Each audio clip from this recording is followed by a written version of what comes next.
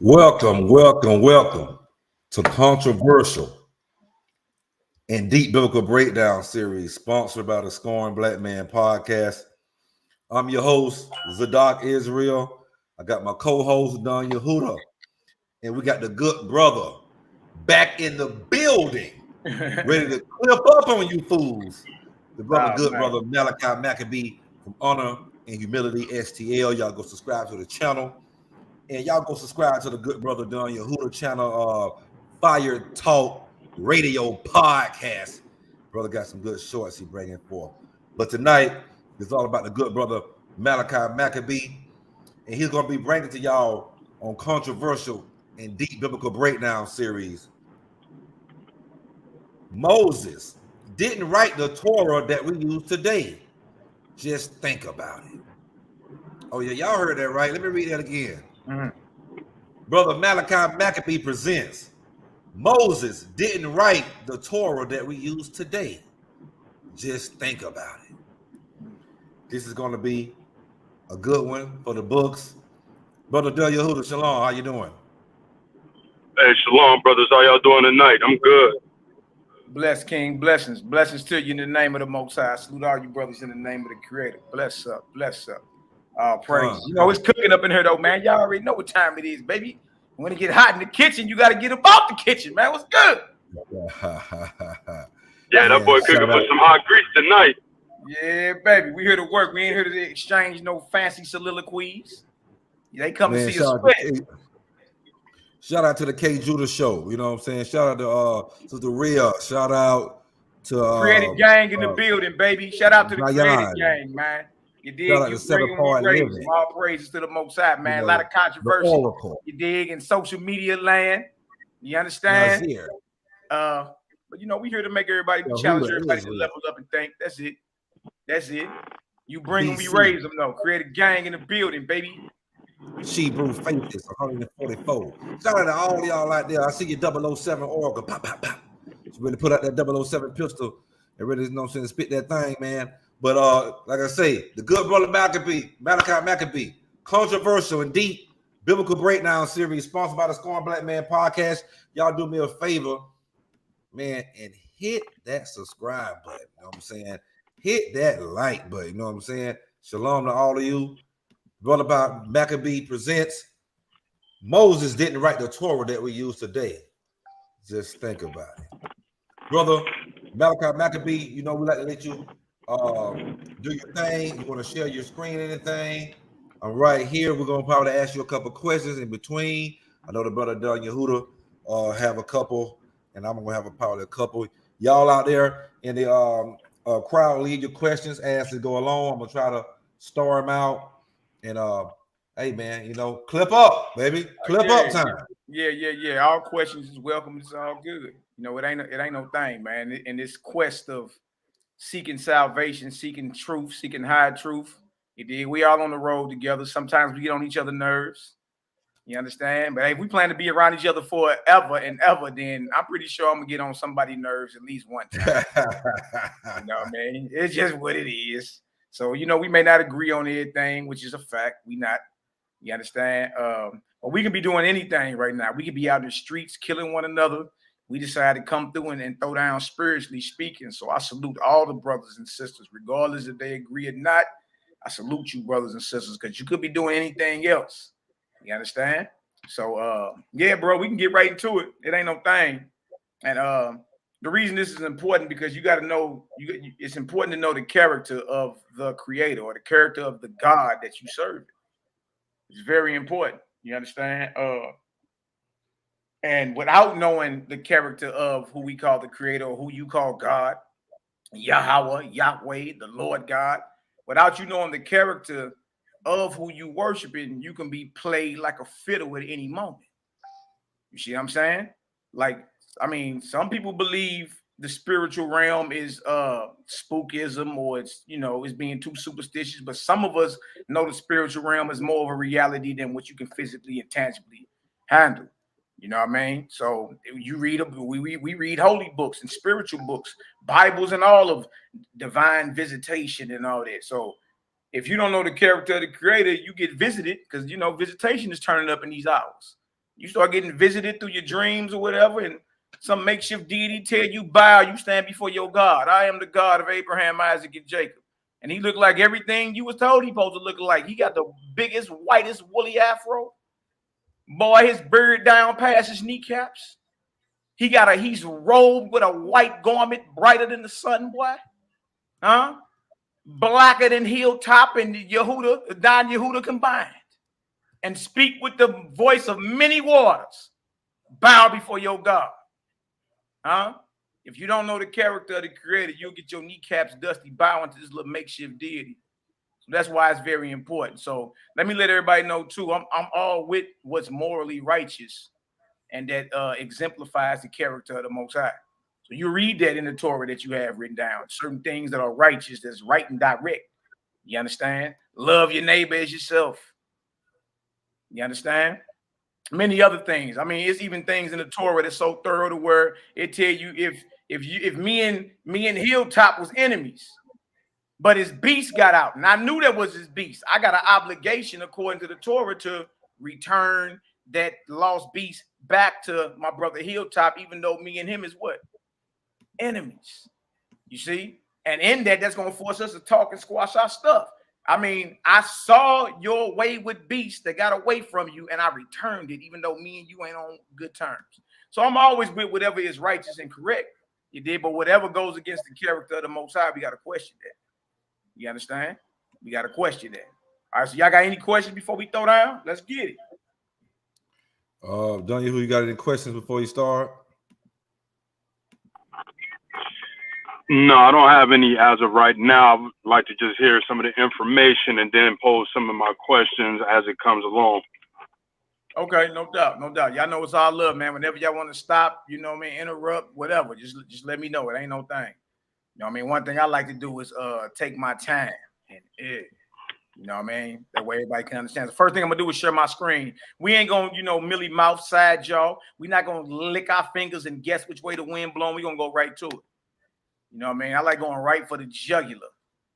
You know what I mean? And then from there, we can go ahead and clear up whatever else we're talking about. So what do I mean by the Torah that we have today? Moses didn't write it. Think about it. What do I mean by that? I just shared my screen, YAH'KI. Okay, there it is right there. All right. I'm going to first start off in Second Esdras, chapter 14. All right. It's a lot of things that a lot of our people speed past. You speed past a lot of these things, and we thinking that Moses wrote, and certain things are attributed to Moses later on down the line in our history. You know what I mean? But let's get into it. All right. Now, Ezra was a Judean captive in Babylon. All right. He actually was a slave in Babylon. He's a priest, though. All right. Now, trip off this. And it came to pass upon the third day, I sat under an oak, and behold, there came a voice out of a bush over against me and said, Esdras, Esdras. So this Esdras is Ezra that you have in the Bible. That's contemporary with Nehemiah now. Esdras in the Apocrypha is Ezra in the Bible, just so you know, all right? And I said, here am I, Lord. And I stood up upon my feet. Look at this, verse 3. Then said he unto me, in the bush I did manifestly reveal myself unto Moshe and talk with him when my people served in Egypt. So stop right there. What do we have here? This is an angel talking to Ezra. All you gotta do is go back and reread all the chapters coming up to where he been in communion with an angel the whole time, and this angel is revealing to him what it was. Now this very angel tells him, I'm the same angel that was with Moses in the bush, in the burning bush. Then said he unto me, in the bush I did manifestly reveal myself unto Moses and talk with him when my people served in Egypt. All right, so when we go to Exodus 3, you can understand the same angel that dealt with Moshe dealt with Ezra. Look at this. And I sent him and led my people out of Egypt and brought him up to the mount of where I held him by me a long season and told him many wondrous things and showed him the secrets of the times and the end and commanded him saying. So this Torah that we're talking about, according to what we reading, is supposed to contain wondrous things, many wondrous things. The secrets of the times, dealing with cycles and times and periods, and what the end, what would happen at the end of these cycles and times and periods. See, Torah is not just supposed to be just do this and do that. It's also many jewels supposed to be in Torah. All right. Secrets of the times, many wonderful things, and the end. All right. So Torah is not just thou shalt not and or you can. No, it's deeper than that. Look at this. These words shall you declare, and these shall you hide. And now I say unto thee, that thou lay up in your heart the signs that I have showed, and the dreams that thou hast seen, and the interpretation which thou hast heard. For thou shalt be taken away from all, and from henceforth thou shalt remain with my son, S-O-N, and with such as be like thee, until the times be ended. And then he goes into how the world is waxed old and all that. All right, so I'm going to jump down for time's sake. It's just a conversation between Ezra and this angel who just revealed himself that he is the same angel that announced himself to Moses in the bush. All right, Ezra replies back, then answered I before thee and said, behold, Lord. Notice he called his angel Lord. And that's capital L, lowercase everything else. So that means that's Adon or Adonai. But notice he's calling this angel that. Behold, Lord, I will go as thou hast commanded me. And remember, this angel was the same angel that announced himself to Moses. Behold, Lord, I will go as thou hast commanded me, and reprove the people which are present, but they that shall be born afterward, who shall admonish them? Thus the world is set in darkness, and they that dwell therein are without light. Verse 21. Look at this. For thy what? Thy law. Thy law is burnt, or thy Torah is burnt. Whatever Moses supposedly wrote, by the time we got into that 70-year exile in Babylon, according to the biblical narrative, the Torah was burnt. Y'all see that? We ain't making this up. Ezra had to deal with the same angel that Moses dealt with. So whatever Moses wrote, by the time we got to our 70 years of bondage in Babylon, that was burnt. If y'all understand that, give me a 9 up in the chat. All right. The law is the Torah. You're saying, for thy law is burnt. Therefore, no man knoweth the things. No man knoweth the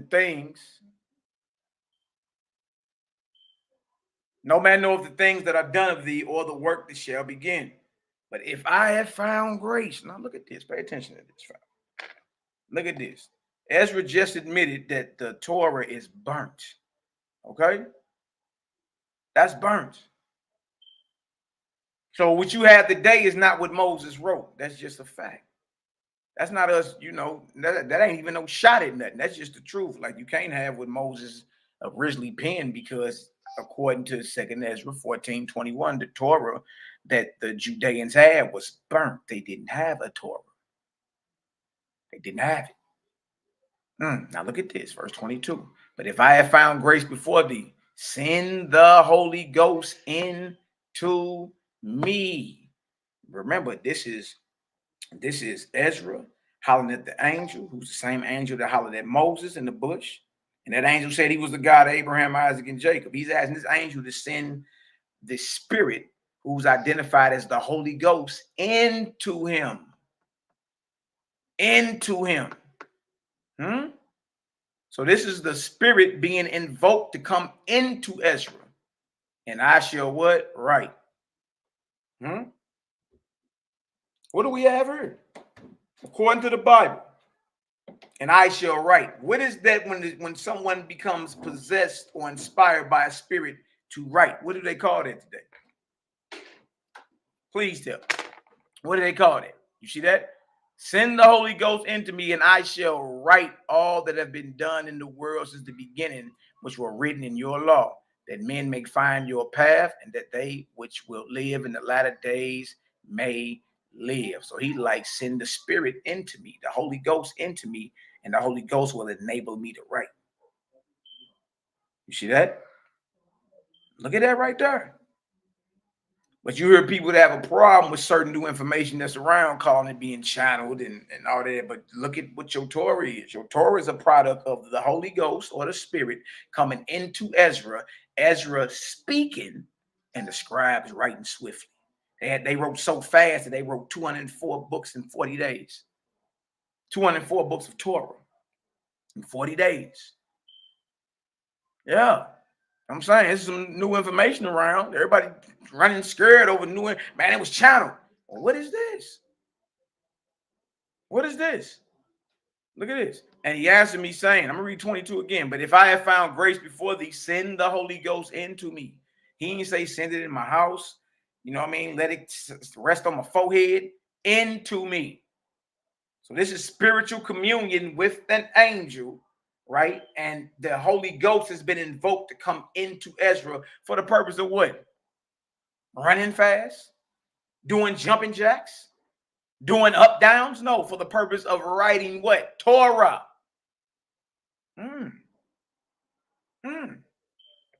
You know that today is automatic right. And he answered me saying, go thy way, gather the people together, and say unto them that they seek thee not for 40 days. Look at this. Same amount of time as Moses was doing this thing. But look thou, prepare thee many box trees, and take with thee Sariah, Debriah, Salima, Echanas, and Aziel. These 5 which are ready to what? Write swiftly. Fast writing, spirit come in and possess and dwell, and you got to rewrite because the Torah was burnt. What Moses had originally produced, we didn't have. But look at the methodology of the Torah to come on back out. What had to happen? Spiritual communion, spiritual possession, the spirit give utterance. Scribes write down swiftly. Now you have your Torah. See, it's the same process, same exact process. Most High, angels, man, scribe. Right? This is before they had typewriters and all that, computers. So the scribes will have to write swiftly. Now look at this. And come hither, and I shall light a candle of understanding in your heart, which shall not be put out to the things be performed, which thou shalt begin to write. And when thou hast done, some things shall you publish, some things shall you show secretly to the wise. Tomorrow this hour shall you begin to write. All right, jump on down. Look what happened. Look at this. I'm going to jump down to 30. I'm going to jump down verse 38. Look at this. Look at this. The next day, behold, a voice called me saying, Ezra, open thy mouth and drink that I give thee to drink. Then opened I my mouth, and behold, he reached me a full cup, which was full as it were with water, but the color of it was like fire. Remember, the Holy Ghost is supposed to come into Ezra. Now, trip off this. The Holy Ghost comes into Ezra via a drink. Israelites don't want to talk about that, though, boy. Good night. You mean to tell me Ezra went on some type of psychedelic trip and was opened up to receive the Holy Ghost and uttered the Torah? Hey, they don't call it wands and spirits for nothing. Hey, because since you said that right there, let me ask you a question. Go ahead, bro. Okay. You know, me and you was talking behind the scenes today, you know, about some brothers that, you know, just doing some spiritual battling, right? And one of the brothers brought this part up. One of the YHWH'S brothers, the good brother. He said the Ezra was on that boy, was on that heroin. That dog food. Hey, you know what's crazy? Hold on. Hey, you know what's crazy? What's going on? You know we do, but what we do, we kind of try to associate what we do in real time and try to associate it with what went down back then. So you heard people say he was drunk, dog food, psychedelic, but the whole point is this: the Holy Spirit came into him or was activated in him via that drink he drank. Once he drank that, then he started uttering.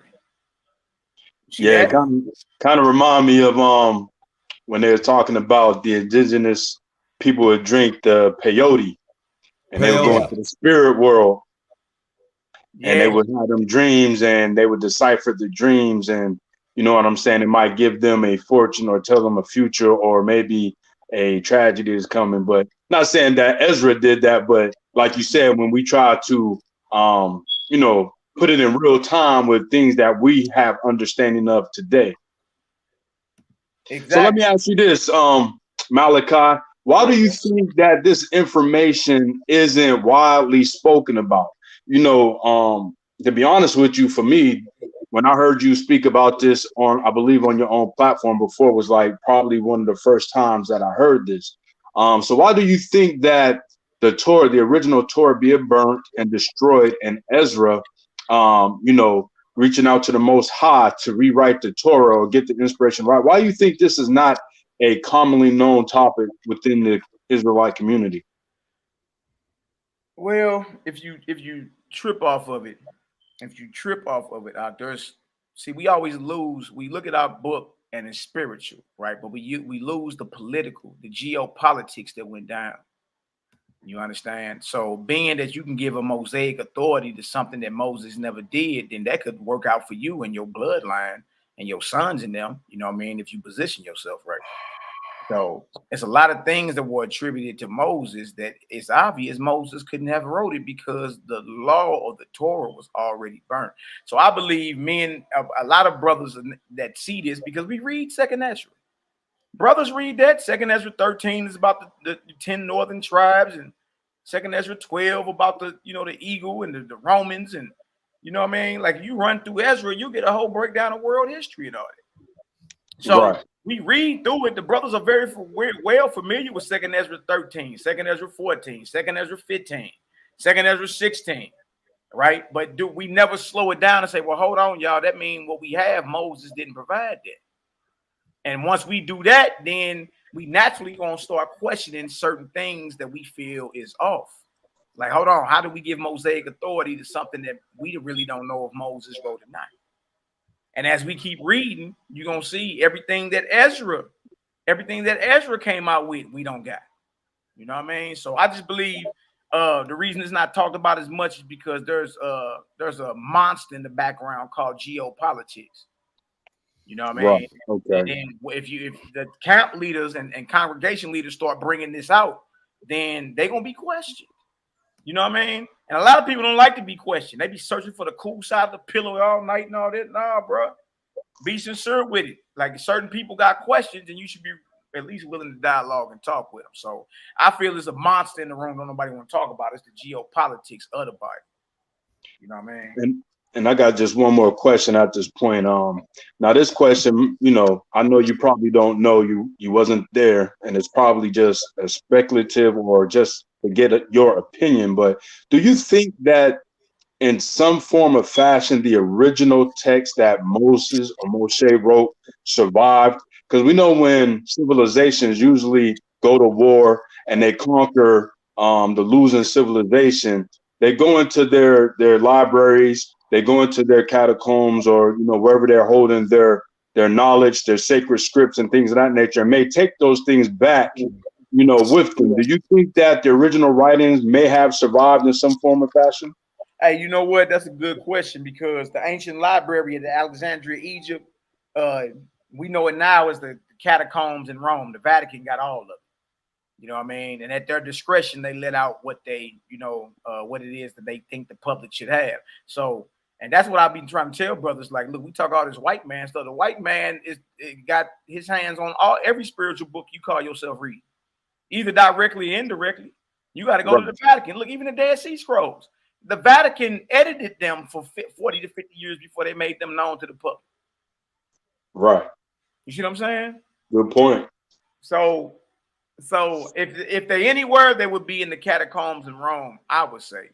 You understand? And so the thing is, if we track this thing down, you could track it.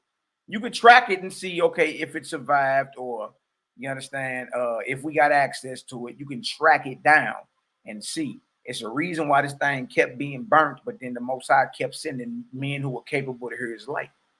And such as Messiah. Messiah would, raise up and all that. But notice right here in this, y'all. Notice that the Holy Spirit is invoked through this drink he's drinking. You know what I mean? I heard to look at people in the time he was on them shrooms. Now look at this. Then I opened my mouth and beheld. He reached me a full cup, which was full as it were with water, but the color of it was like fire. And I took it and drank. And when I had drunk of it, my heart uttered understanding, and wisdom grew in my breast. My spirit strengthened my memory, and my mouth was opened and shut no more. The highest gave understanding unto the 5 men. So the 5 men had a spirit on them too. The highest gave understanding unto the 5 men, the scribes, and they wrote the wonderful visions of the night that were told, which they knew not. And they sat 40 days and they wrote in the day, and at night they ate bread. Look at this. As for me, I spake in the day, and held not my tongue by night. In 40 days, they wrote 204 books. Stop right there. Remember, this is supposed to be the same exact thing that was given to Moses. Same angel that revealed himself to Moses. Told him many wonderful things, the secrets of the times and the end. Told him to publish certain things openly, the other things keep privately and give to the wise. That's your oral tradition. What you publish openly, publicly is what's written down, your written Torahs and all that. But notice how many books of the Torah is it, y'all? Look at this. 204 books. Where them books at? Where them books at? How many books of the Torah you had a day? 5. Ezra, look, they wrote 204 books of Torah in 40 days. Look at this. 45. And it came to pass, when 40 days were filled, that the highest spake, saying, the first that thou hast written, publish openly, that the worthy and unworthy may read it.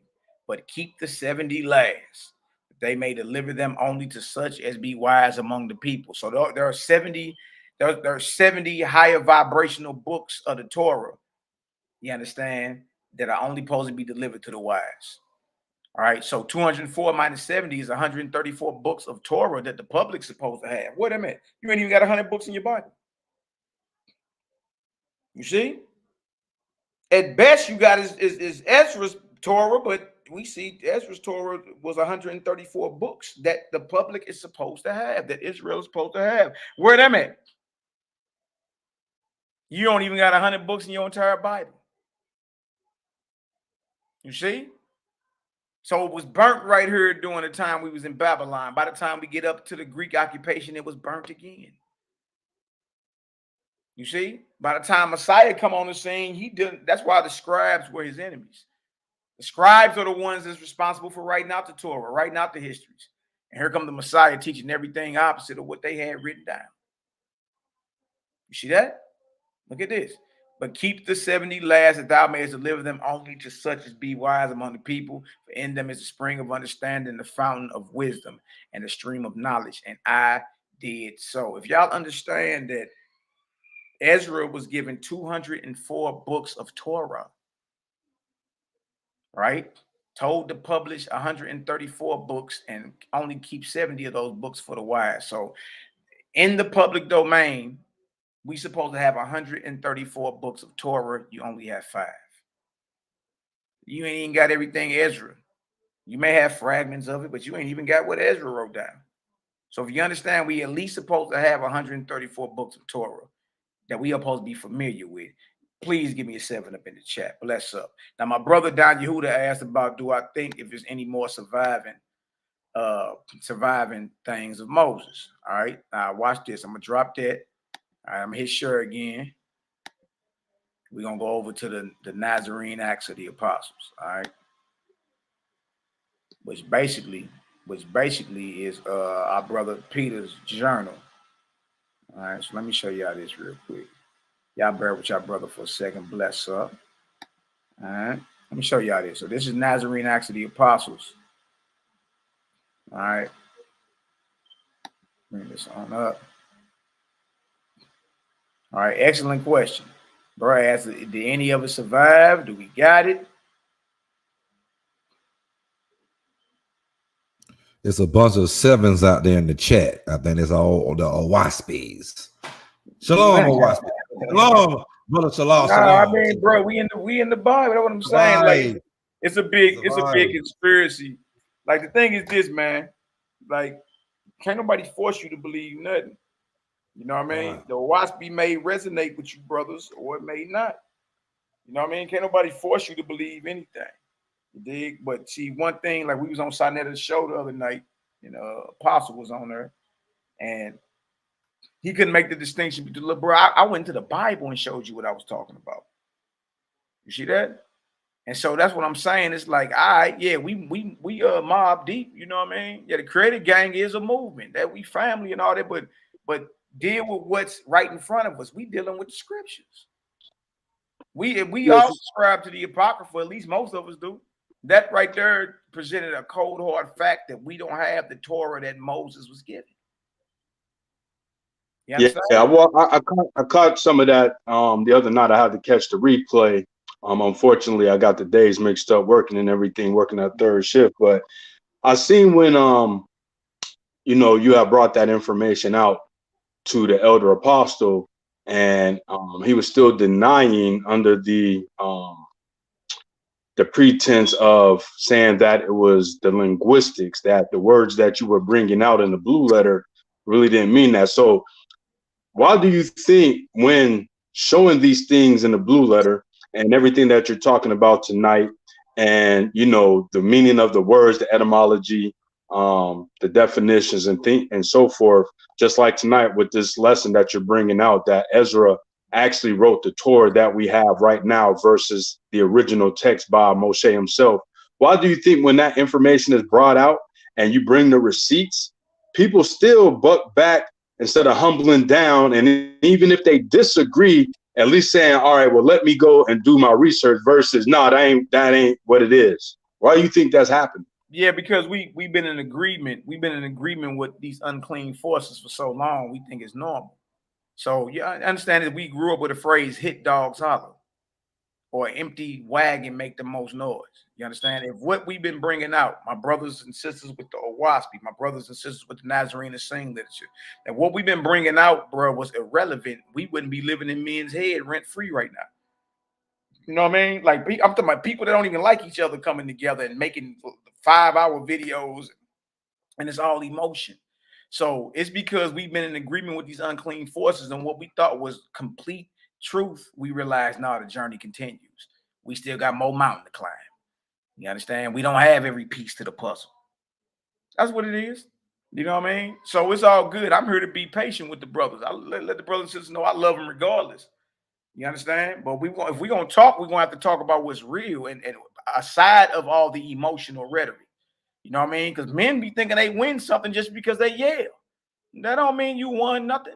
If we control this thing and slow it down, you understand? And dealing with the etymology of words, like with the brothers on there the other night, they would have a point if we couldn't go read it without even pulling the definitions. So, for example, my brother been telling people for the longest that, you know, God and Lord are angels. You know what I mean? Then he pulls the definition out of the concordance, but then everybody say we don't deal with the Strong's concordance. But trip off this. We can go actually read that in the text itself. Before he can even pull a definition, we can go read in the text, and the text will tell you. Right, right. And that's what I was thinking when you were bringing that out, is that in every instance in the scriptures, we see that the angels are the middlemen for the Most High. And even in the scriptures, whether it was the burning bush, whether it was when they came down and talked to, you know, Jacob's wife, whatever the case may be, even when Jacob wrestled the angel, you know what I'm saying? And he gave him the name Israel. You know, even Christ said that no man sees the Father, you know what I'm saying? So it's like at the end of the day, we see that in the scriptures, any interaction with the higher power was through an angelic host. Right. Right. Exactly, brother. Exactly. So that's what I'm saying. So once we understand that, then that means who Moses is talking to and who you know, anybody else is talking to, that's not the Most High. That may be somebody that's an emissary, a messenger of who you call the Most High or the Creator, but that's not him. That's the point. And people be mad at them. I'm like, bro, we already know this. We already know this. And since we know it, then it shouldn't be no problem, is all I'm saying. All right. So this right here is Nazarene Acts of the Apostles, page 292 to foreknowledge of Moses. Did Moses write this Torah that we have today? I would say, nah. The best you got is Ezra, but Ezra produced 134 books of the Torah for the public, and you only got 5. You see? So now you should start seeing there's an agenda at play here. Where all the stuff at? What happened? Look at this. Foreknowledge of Moses, page 292. If you got the Nazarene Acts of the Apostles. All right, this is Kepha or Peter. Then said Kepha, the Torah of the Most High was given by Moses without writing. Look at that. Look at that. Wow. You got your written Torah and you got your oral Torah. Then said Kepha's Peter, the Torah of the Most High was given by Moses without writing to 70 wise men to be handed down so that the government might be carried on by succession. But after that Moses was taken up, it was written by someone, but not by Moses. For in the Torah, look at this. And remember, this is Peter speaking in the 1st century. For in the Torah itself, it is written, and Moses died, and they buried him near the house of Phagor. And to this day, no one knows where he is buried. But how could Moses write about Moses died? Exactly. Everybody knows this. How could Moses be writing, and the man Moses died? How could he write about his own death? That's one tip off right there to show you what Moses couldn't have wrote. You know what I mean? What we talking about? Because he wouldn't have been writing about his death. Moses wouldn't have been writing about himself, saying, and the man Moses was the most humblest and meekest man upon the entire face of the earth. He wouldn't say that about himself. And the man Moses, he would have been writing it about himself. So look at this. Moses wouldn't have wrote, and Moses died. How could Moses write about his own death if he wrote the Torah? Look at this. And whereas in time after Moses, and wherein time after Moses, about 500 years or thereabout, it is found lying in the temple, which was built. And after about 500 years more, it is carried away. What is carried away? What Moses wrote, the Torah. It is carried away and being burnt. Hold on. And being burnt in the time of Nebuchadnezzar. That's Babylon. It is what? Destroyed. Look at that. Look at that. That's Peter vouching for what we read in 2nd Ezra 14. The law burnt. Torah was burnt. Nebuchadnezzar's Babylon. That's when Ezra was in Babylon as a slave. And being burnt in the time of Nebuchadnezzar, it is destroyed. And thus being written after Moses. Look at this. And thus being written after Moses and often lost. And often lost. What is you talking about? The Torah that our people had even in the 1st century had been burnt many times. And often was lost. And it was written after Moses. And this is a disciple or a student of Yahshua telling you what it is. Who do you think he learned that from? And often lost. Even this shows foreknowledge. Even this shows the foreknowledge of Moses, because he, foreseeing his disappearance, did not write it. What is we talking about here? What are we talking about here? Did not write it. It's impossible he wrote what you have today, because what he did write, what was attributed to him by the time they got to Babylon in 606 BC. That's 6 centuries before the Messiah. You understand? It was already burnt and destroyed and often lost by the time it got up to Peter and them. So even this shows the foreknowledge of Moses, because he, foreseeing his disappearance, did not write it. But those who wrote it, being convicted of ignorance through their not foreseeing his disappearance, were not prophets. What are we talking about here? What is we talking about here? Peter went on record and said those who even wrote the Torah ain't prophets. What Moses wrote was burnt, and it's often lost. They always losing it and it's being burnt when they're being overran and conquered by the colonizer. So how dare we run our mouth like we got the words of Rabbeinu Moshe? Rabbeinu Moshe. You know, if you're in the Hebrews rolling their R's, rolling their reshes, and trying to sound holier than thou, Negro, you ain't got no Torah that Moses wrote. You don't. There may be some things that's attributed to him or whatever, but you don't got what Moses wrote. It's impossible.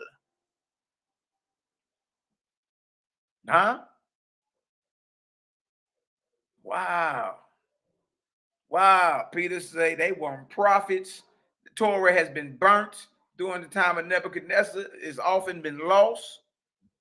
You see?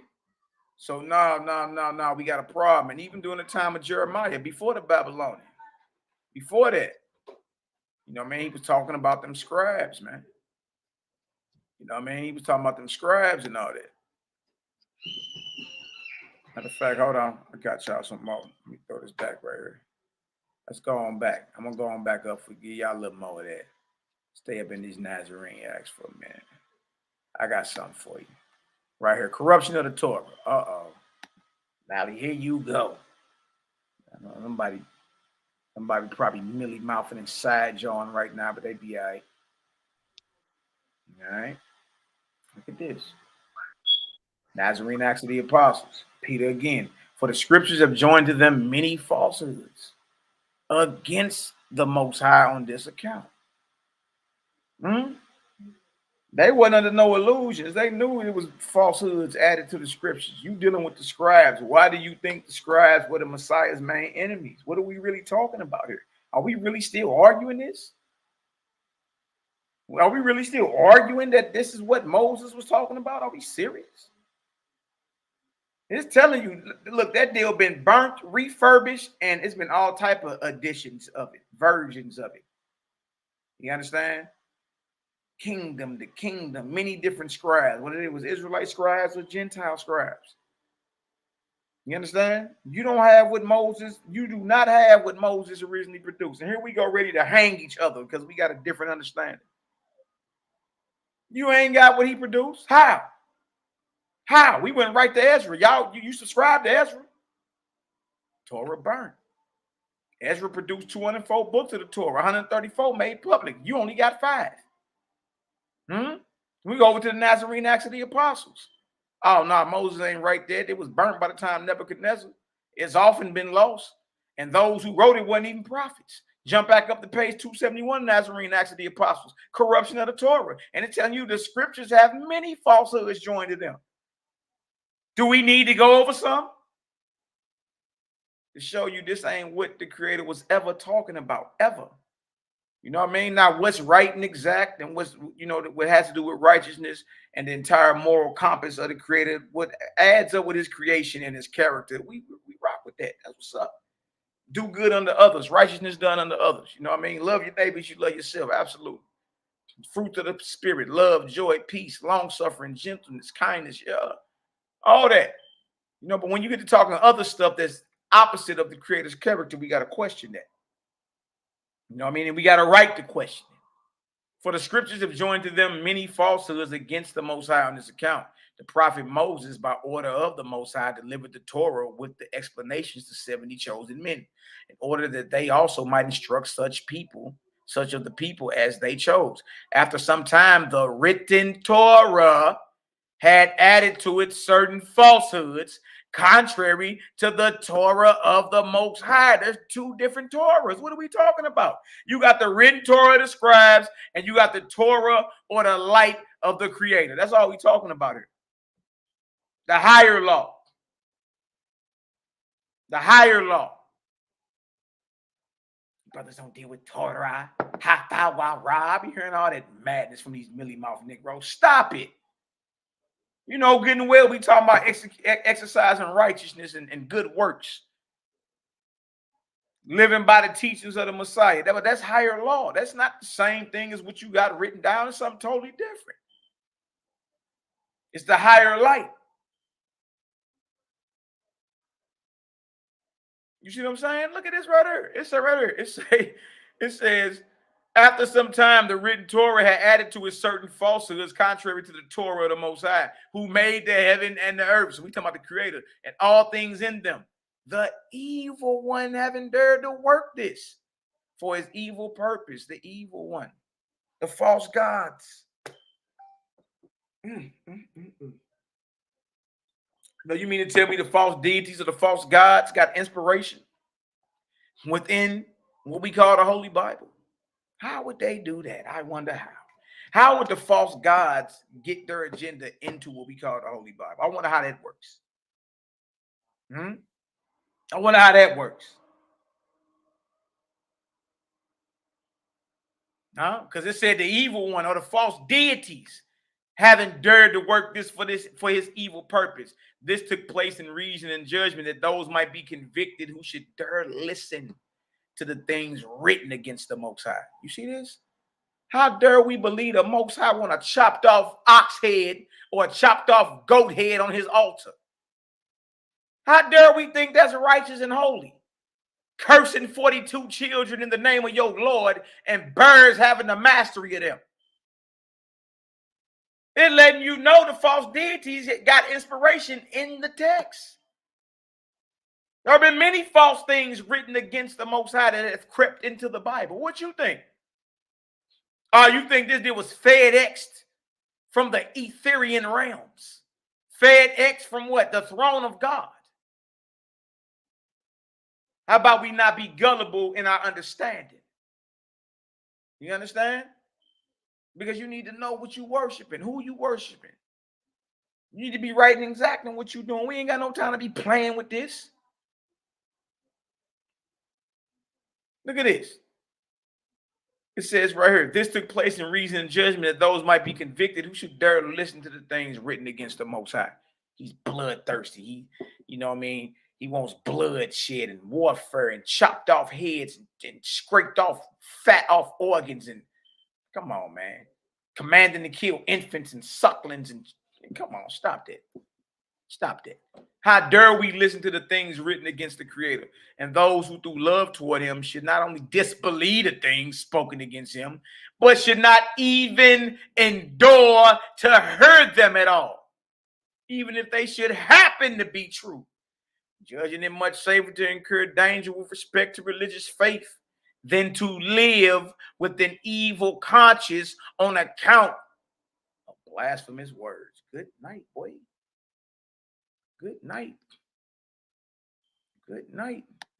We'll come back there if we get us some time. Good night on that one. We cooking so far. We cooking so far. So we got second Ezra proving Moses ain't right to Torah. We go to the Nazarene Acts of the Apostles, which Peter is documented in there, letting it be known that the Torah is corrupted. Many falsehoods have been added to it. You understand? And this took place by reason of the false deities to convict those who would ever dare think anything against the nature of the Creator. Look at this. What is we talking about? What are we talking about? And then that don't even be enough for most of our people, man. They be like, oh, no, see, man, because, man, man, that ain't cool. And brother, see you tripping. And all right, well, let's get into it then. All right, I want to show y'all something else.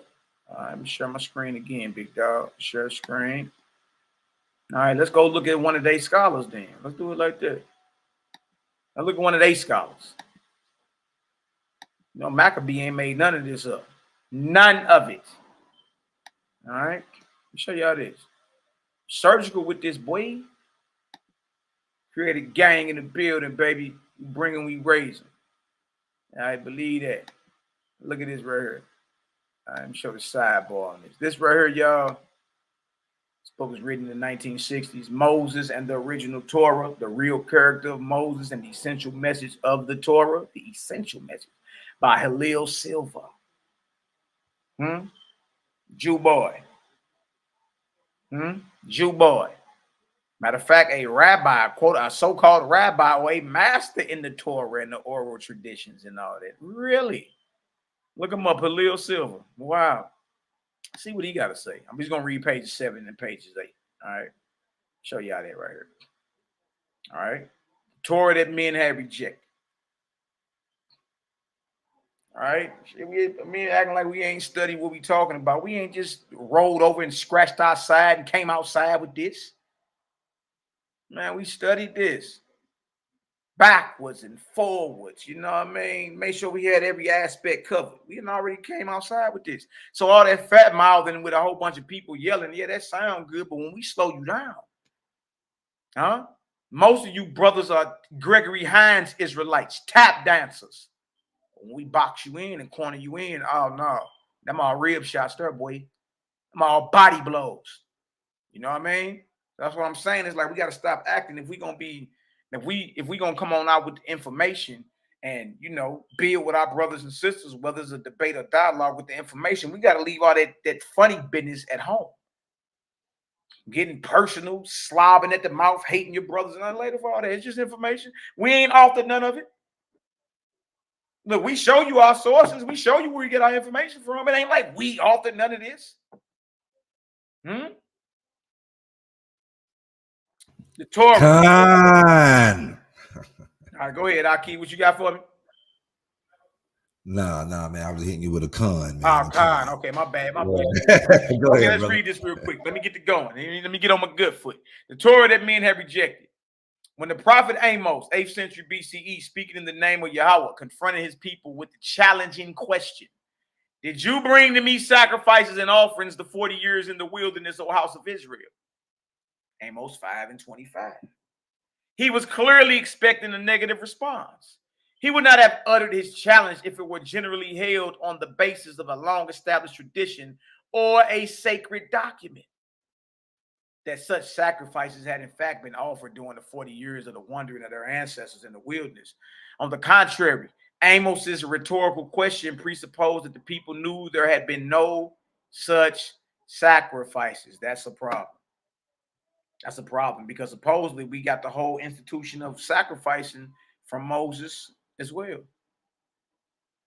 But if Amos, the father of Isaiah, or the spirit of the creator is asking through Amos, the father of Isaiah, was those sacrifices in the wilderness the entire 40 years? Was that to me? And then when you get down to the next verse, you say, but you did carry the tabernacle of your false gods, Molech now. Go over to Hosea, it say Baal in them. But the thing is, if it was never commanded, when was it added into what you call the Holy Scriptures? Look at this. Look at this. It says right here. But the Exodus narratives in the Pentateuch or the Torah tell of Moses' request of the Pharaoh for permission to lead the people of Israel out into the wilderness, a 3-day journey so that they might sacrifice unto Yahweh their God. Exodus 3:18. Yes, it says. He also requested from the Pharaoh animals for sacrifices and burnt offerings that we may sacrifice unto Yahweh our God. Exodus 10:25. All the legal codes of the Pentateuch or Torah take the institution of sacrifices for granted. Look at this. How could Amos have said what he did say unless there existed an older code or tradition, which the people associated with Moses and the Exodus, which ignored sacrifices? That's a question. Sacrifices were, of course, widespread in all the sanctuaries of Israel and Judah. And Amos was fully aware of the fact. Nevertheless, he dared to assert that these had no precedent in the practices of the ancestors of Israel after they left Egypt, and presumably had never been ordained. Had never been ordained by, look at this, Moses. Wow. See, regardless if you like my brother Selah Shalom or Cosmon Cali, even Malaki Macabee, regardless, you still got the prophets at certain times in the scriptures that have a major problem with what the sacrificial code is doing in the temple in Jerusalem. They got a major problem with it. Look at this. Amos did not attack the institution of sacrifices in his own name. Excellent point. He did not just express his personal disapproval of them. Oh, yeah, man, I don't like them. In my name, I say stop that. Nor did he announce that Yahweh now wished to have them discontinued. This is not a furlough. The sacrifices are not furloughed or just discontinued, although he had previously commanded them.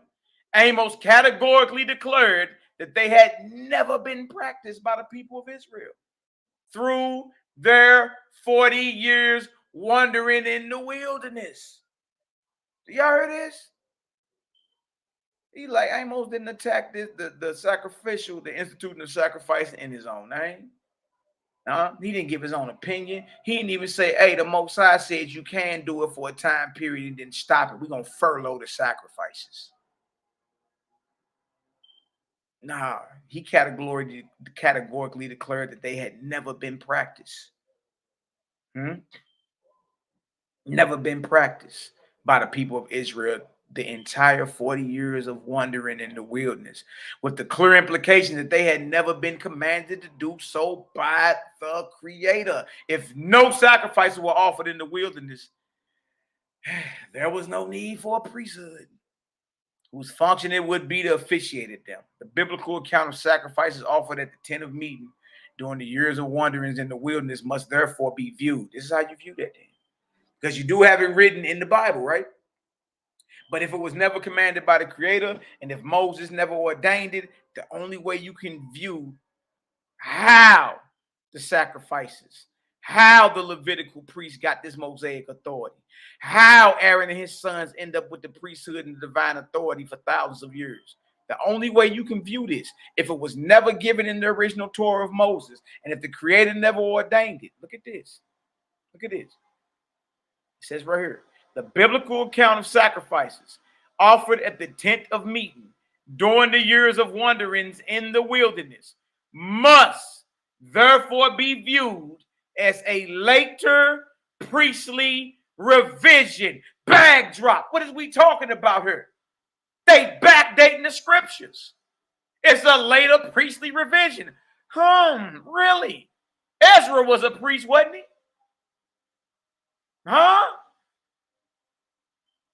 If it was never given by the Most High, and if it was not in the original Torah that the Most High gave to Moses, the only way you can view this is a later priestly revision, a backward projection into the past. They backdate the scriptures.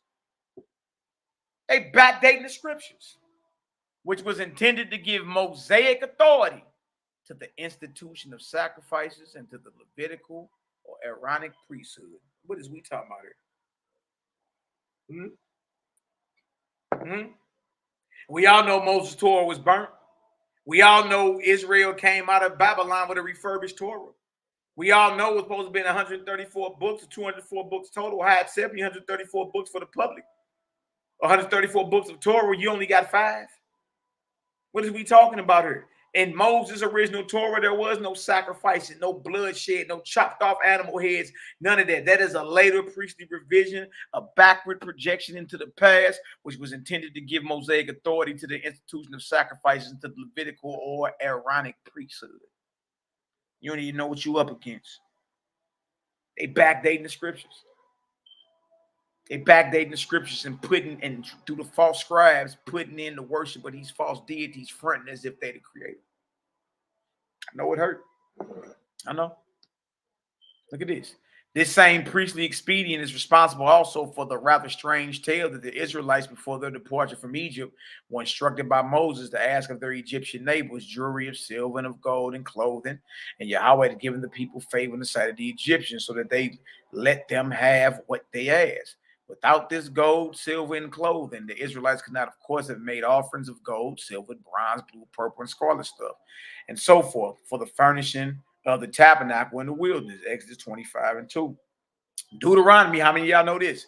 Deuteronomy makes no mention of the construction of a tabernacle in the wilderness. Y'all heard this?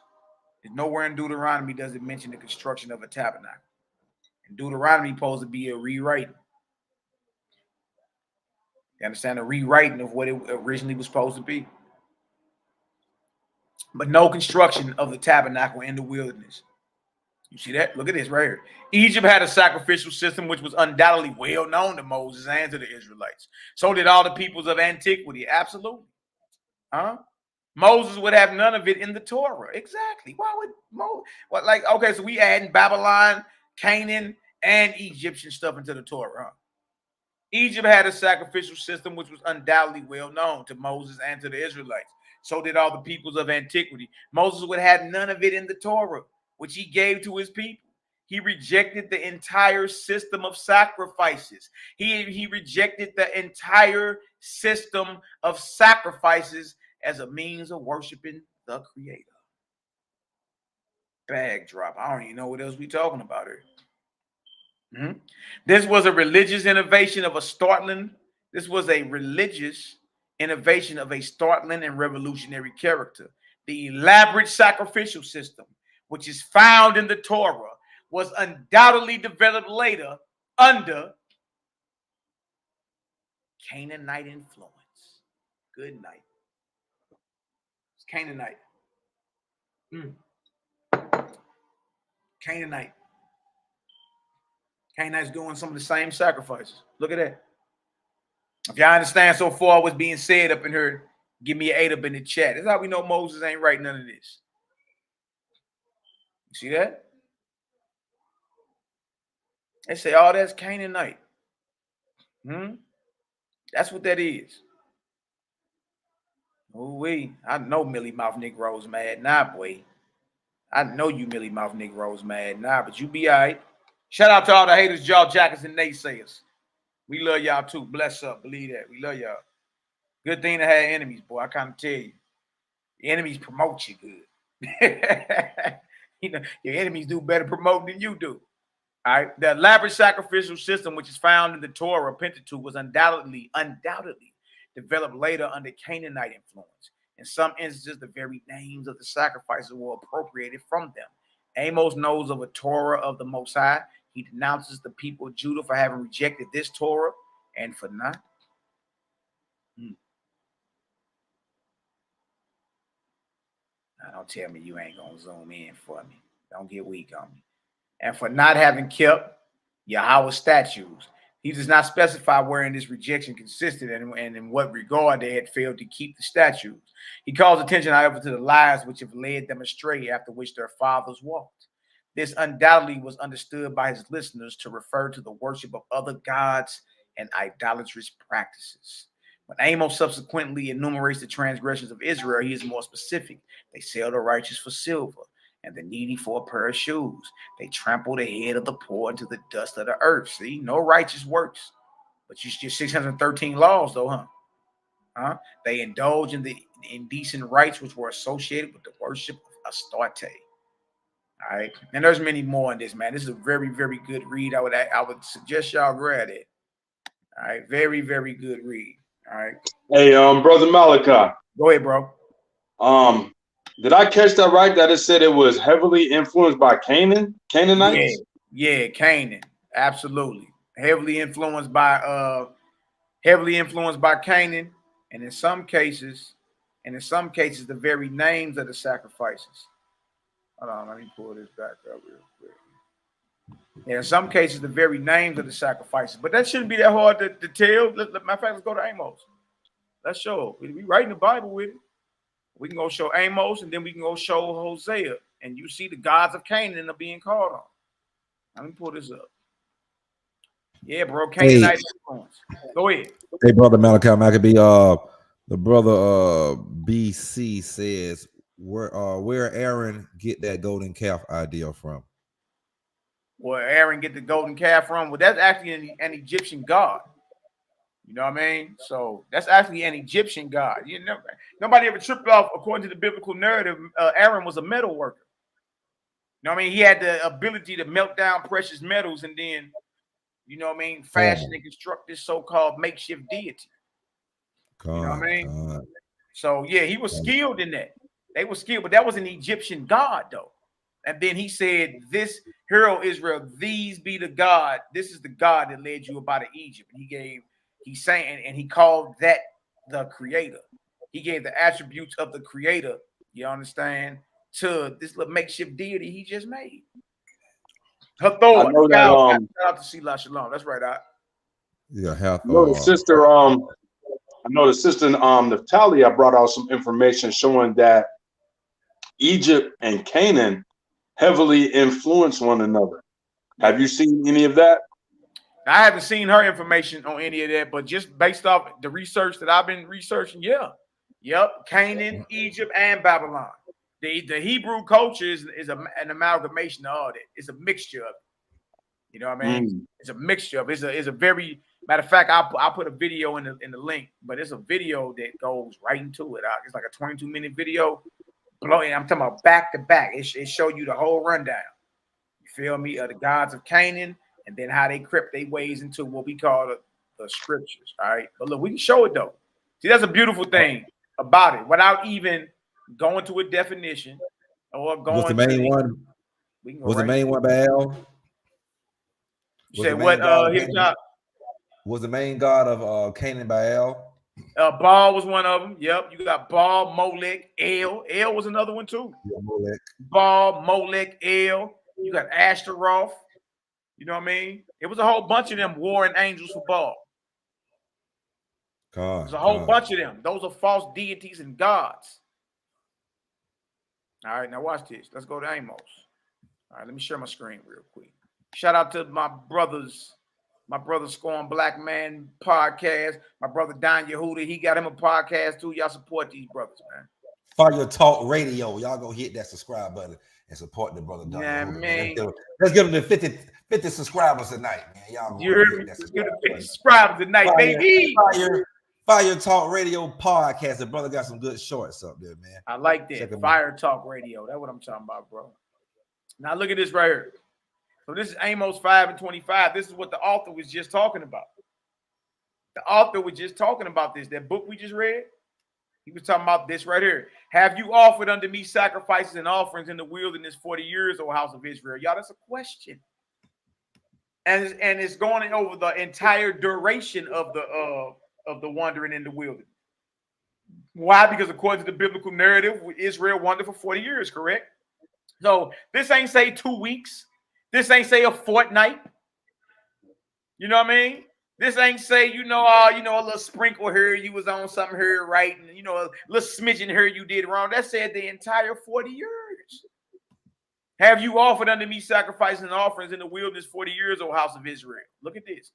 But you have carried or borne, you have carried the tabernacle of your Molech and Chiun, your images, the star of your God, which you made to yourselves. Now trip off this. That means the sacrifices, the entire 40 years in the wilderness was not to the creator, it was to the gods of Canaan. That's a problem. It'd be different if it said, 10 years, 5 years, 2 weeks, a fortnight. That's it, 40 years. Now, according to the biblical narrative, we go back to Leviticus, we got that word, in the wilderness. This is how you show that, look, Moses ain't writing none of this. And as we keep reading, you're going to see. So look at this. Let's go to a different version. All right. Amos 5:25, y'all, is a question. Okay. The question is what? Were the sacrifices and offerings in the wilderness for the entire 40 years, was that to the Most High? That's the question, right? Let's go to a different version of the Bible. Amos 5:26. Let's get a little clearer reference and all that. Look at this. The NLT. What does that say right there? Have you offered unto me sacrifices and offerings for 40 years in the wilderness, O house of Israel? What did it say? No. No. No, you served your pagan gods. Sakuf, your king god, and Kaikwan, your star god, the images you made for yourselves. The answer is no.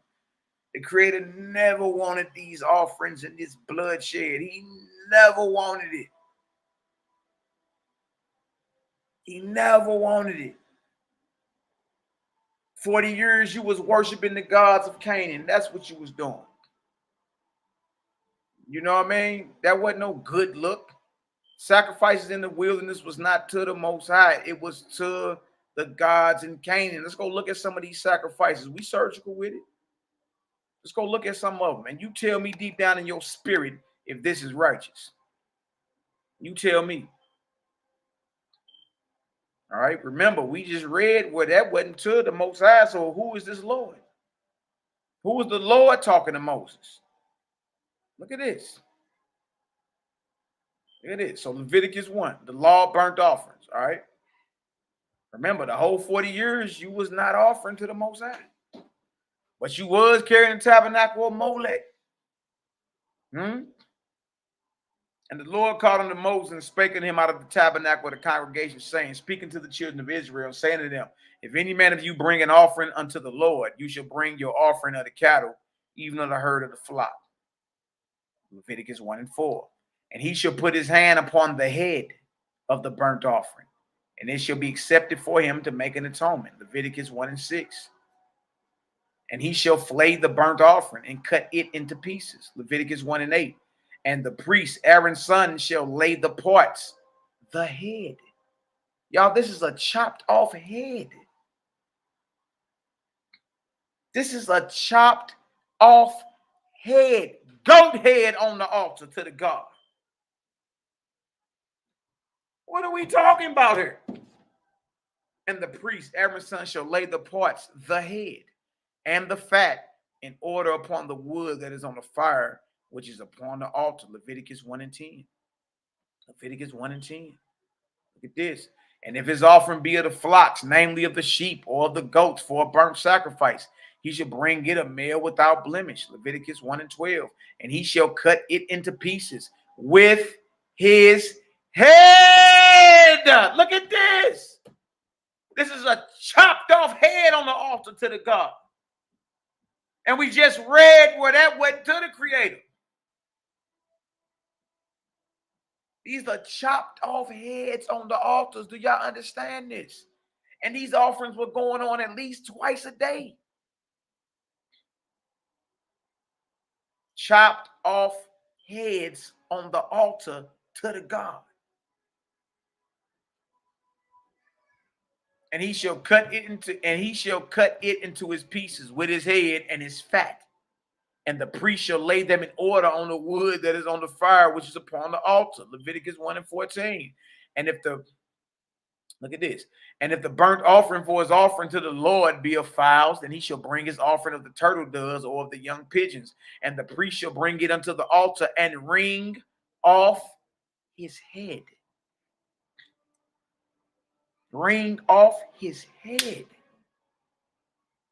And burn it on the altar, and the blood thereof shall be wrung out of the side of the altar. We talking about chopped off heads to the God. What are we talking about? What are we talking about here? That's righteous. That's the Creator. You dig? I mean, deep down in your spirit, you understand? Can you say honestly, yeah, that's righteous? You know, that's righteous. We supposed to be doing it. The Most High is pleased with chopped off goat heads on the altar. Huh? That's the case, but this would have never been broke. Let's go to Isaiah. Isaiah 1. All right. We're going to show you what was in Moses' original Torah. We got a few more of these. We ain't going to hold everybody up tonight. You understand? But no, Moses did not write the Torah that you had today. No, he did not. Right? There are things added into the Torah that are directly against the Creator. We just read some of it. Chopped off goat head on the altar to the Lord, to the God, to the deity. You understand? You want to talk about what's demonic and evil? That shit, nigga. I can talk about chopped off goat heads on the altar. Killed any animals today? Killed any animals today, Israel? Stop it. Chewing on any animals today, brother? Dang, why you gotta say that? That's what you're doing. You're chewing on animals. That's what you are. We're chewing on animals. Thinking it's healthy. Stop it. The lean meat. Look at this, Isaiah 1:10. Hear the word of the Lord, ye rulers of Sodom. Give ear unto the law of our God, ye people of Gomorrah. So he's calling the people of Jerusalem, specifically the leadership, Sodom and Gomorrah. Look at this. To what purpose is the multitude of your sacrifices unto me? Stop right there. Huh? Now, this is Isaiah, the son of Amos, and the Creator is asking through Isaiah, what is the reason for all these sacrifices? Saith the Lord, I am full of the burnt offerings of rams and the fat of fed beasts, and I delight not in the blood of bullocks or of lambs or of he-goats. The Creator saying right here, he don't even delight in none of that.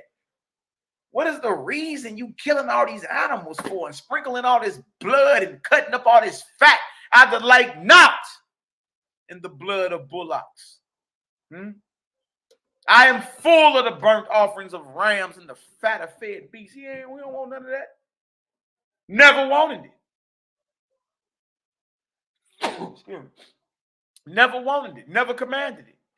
You see that? Look at it. And he said, and I delight not in the blood of bullocks or of lambs or of he-goats. He don't delight in no blood of no lamb. What are you talking about? Look at this. Verse 12. When you come to appear before me, who have required this at your hand to tread my courts? Are he talking directly to the priest? And and the Creator's asking through Isaiah, who commanded you this? Who required this at your hand to be tread my courts with the blood of goats, lambs, and bullocks, with the fat of fed beasts? Who told you to do that? Who required this? A requirement is a commandment. And the Creator's asking through Isaiah, who required this of you? To tread my courts. Right here, the Creator saying to Isaiah, who told you to appear before me with this blood and with this fat? I don't delight in it. So who told you to do it? If it was commanded by the Creator, then you understand, guess what? Isaiah would have never been asking the question. His father Amos would have never been asking the question. But then he named the gods it was going to. He said, yeah, it was happening, but it wasn't to the Most High. It was to the gods of Canaan. Ooh-wee. Ooh-wee. Bring no more vain oblations. Incense is an abomination unto me. All that's to cover up the smell of that blood. Right? You know how you were praying before the Creator, talking about you keeping feast days and all that, but your mouth full of blood and flesh. So that's why the Sabbaths, the new moons, the incense, the calling of the assembly, like, look later for that. That don't even mean nothing to me. It's all abominable. Why is it abominable? Because it's established with bloodshed. That's why. Bring no more vain oblations. Incense is an abomination unto me. The new moons and Sabbaths, the calling of assemblies, I cannot await with. It is iniquity, even the solemn meeting. Your new moons and your appointed feasts, my soul hateth. You ain't talking to no Christian folk. You ain't talking to no Christian folk. He talking to rebellious, hard-headed Israelites, specifically the priests. Because the people are doing what the priests are doing. He said, my soul hate these appointed feasts. They are trouble unto me. I am weary to bear them. And when you spread forth your hands, I will hide mine eyes from you. Yea, when you make many prayers, I will not hear. Your hands are full of blood. Whose blood? Go back up to Isaiah 1:11. I am full of the burnt offerings of rams and the fat of fed beasts, and I delight not in the blood of bullocks or of lambs or he-goats. Jump back down. Verse 15, and when you spread forth your hands, I will hide mine eyes from you. Yea, when you make many prayers, I will not hear. Your hands are full of blood. You see, the blood of the lambs, the bullocks, and the goats, and the sacrifices. And the priests will still spread forth their hands and pray to the Creator. He's like, I'm not hearing none of that. I ain't hearing none of that. Who requires you to even tread my courts with this? I delight not in none of it. So, all right, well, if we have that written down as a law in the Torah, well, that means it's a later addition to the Torah, a backward projection intended to give Mosaic authority to the Levitical priesthood. Backdrop. What is we even talking about here? Huh? Look at this. Your hands are full of the blood of the slain victims. Look at this. Wash you, make you clean. Put away the evil of your doings from before mine eyes. Cease to do evil. Look at what he's calling. But Most High is calling all that bloodshed, all that sacrifice, and he's calling it evil. And he's telling you to make yourself clean. Wash up. Put away that evil from before my eyes. Look at this. Learn to do well. See, now we get into Moses' original Torah. Learn to do well. Seek the judgment, or seek judgment. Relieve the oppressed. Judge the fatherless. Plead for the widow. All that's part of Moses' original Torah. Love your neighbors, you love yourself. Righteous works done unto others. That's part of Moses' Torah. You see this? Look at this. Come now and let us reason together, saith the Most High. Though your sins be as scarlet, they shall be as white as snow. Though they be red like crimson, they shall be as wool. If you be willing and obedient, you shall eat the good of the land. But if you refuse and rebel, you shall be devoured with the sword. For the mouth of the Most High have spoken it. Look what it says right here. What's the good of the land? He said that those that are obedient eat the good of the land. That's what they eating on. What's the good of the land? NET Bible. NET. If you have a willing attitude and obey, then you will again eat the what? Good crops of the land. You're going to eat what you grow. Creator ain't with all this slaughtering, this bloodshed. He ain't with none of that. Yeah. Y'all see that? He ain't with none of that milly-mouthed inside. He ain't with none of that. That ain't got nothing to do with his Torah. His Torah is all about good and righteous works done unto others. That's what it's about. You know what I mean? Raising up others, blessing others. All right, sincere righteousness. All right. But if y'all see that the Most High don't desire bloodshed, he went off on the priest and them for appearing in his courts with that blood, said he wasn't going to hear their prayers when they spread forth their hands until they made themselves clean and got themselves together. And the obedient eat the crops of the land. If y'all understand that, give me a 7 up in the chat. Bless up, bless up. All right, I got one more thing, and then we're going to open it on up, all right? I got one more thing I want to show y'all. Matter of fact, hold on. Let me hit the Jeremiah. Can't forget the Jeremiahs now. What are we doing around here? Shout out to my son, Jeremiah, my youngest prince. All right, Jeremiah 7. Let me show y'all some of this. Let me show y'all some of this. We still never got an answer for this one. Never. And we've been in Bible the whole time. All right. All right, Jeremiah 7. So we got Amos saying that the sacrifices and offerings in the wilderness was not to the Most High. All right, we got Isaiah saying that the Most High don't delight none of it. And he's asking the question of who required this? Who told you to even tread my courts with this? Now we over here with Jeremiah. So we didn't went to Amos. We went to Isaiah. Now we in Jeremiah. We didn't even get to Hosea yet. You know what I mean? Maybe we can do that another time. But look at this right here, right? It says right here, thus saith the Most High of hosts, the God of Israel. Put your burnt offerings unto your sacrifices and eat flesh. Look at this. For I spake not unto your fathers, nor commanded them in the day that I brought them out of the land of Egypt concerning burnt offerings or sacrifices. So we got a problem here, man. We got in Egypt, the burnt offerings and sacrifices wasn't commanded. We got in the wilderness, they was never ordained, nor commanded, nor when it was going down, it wasn't even to the Creator. So when did it get into the scriptures? When did it get into the text? It must be viewed as a backward addition, a backward projection into the past intended to give Mosaic authority to the Levitical priesthood. But he's saying right here through Jeremiah, and his father was a Levite. He's saying right here through Jeremiah, in Egypt, I never commanded that. But you have it. In the biblical story, you do have it. See, so what you have is the prophets have a problem with what the priests are doing in the temple. And the prophets are boldly saying, Creator never commanded this. Stop this. Put away the evil of what you're doing. Learn to do good. So we see right here that the Creator never ordained this, right? All right, so what I want to do next is pull up the Peshitta Bible and show a different version of that. You know what I mean? Because what you're going to find out with the KJV in Jeremiah 7:21, they cut off half this verse. This verse is supposed to keep reading. Let me go to the Aramaic Peshitta of the 1st and 2nd century. Let me go there real quick. I'm going to share my screen again, YAH'KI. I have to go to the entire screen on this one. Right, let me share this real quick. I'm almost done. All right, share screen. All right. I have to go to the entire screen, I believe. Yeah, I'm about to go to the entire screen. Let me show y'all this real quick. All right. Shout out to all the haters, jaw jackers, and naysayers. We love y'all too. Bless up. All right, we really mean that. All right. Well, you're doing good and you got your enemies. I'll tell you that much. All right. Not bad.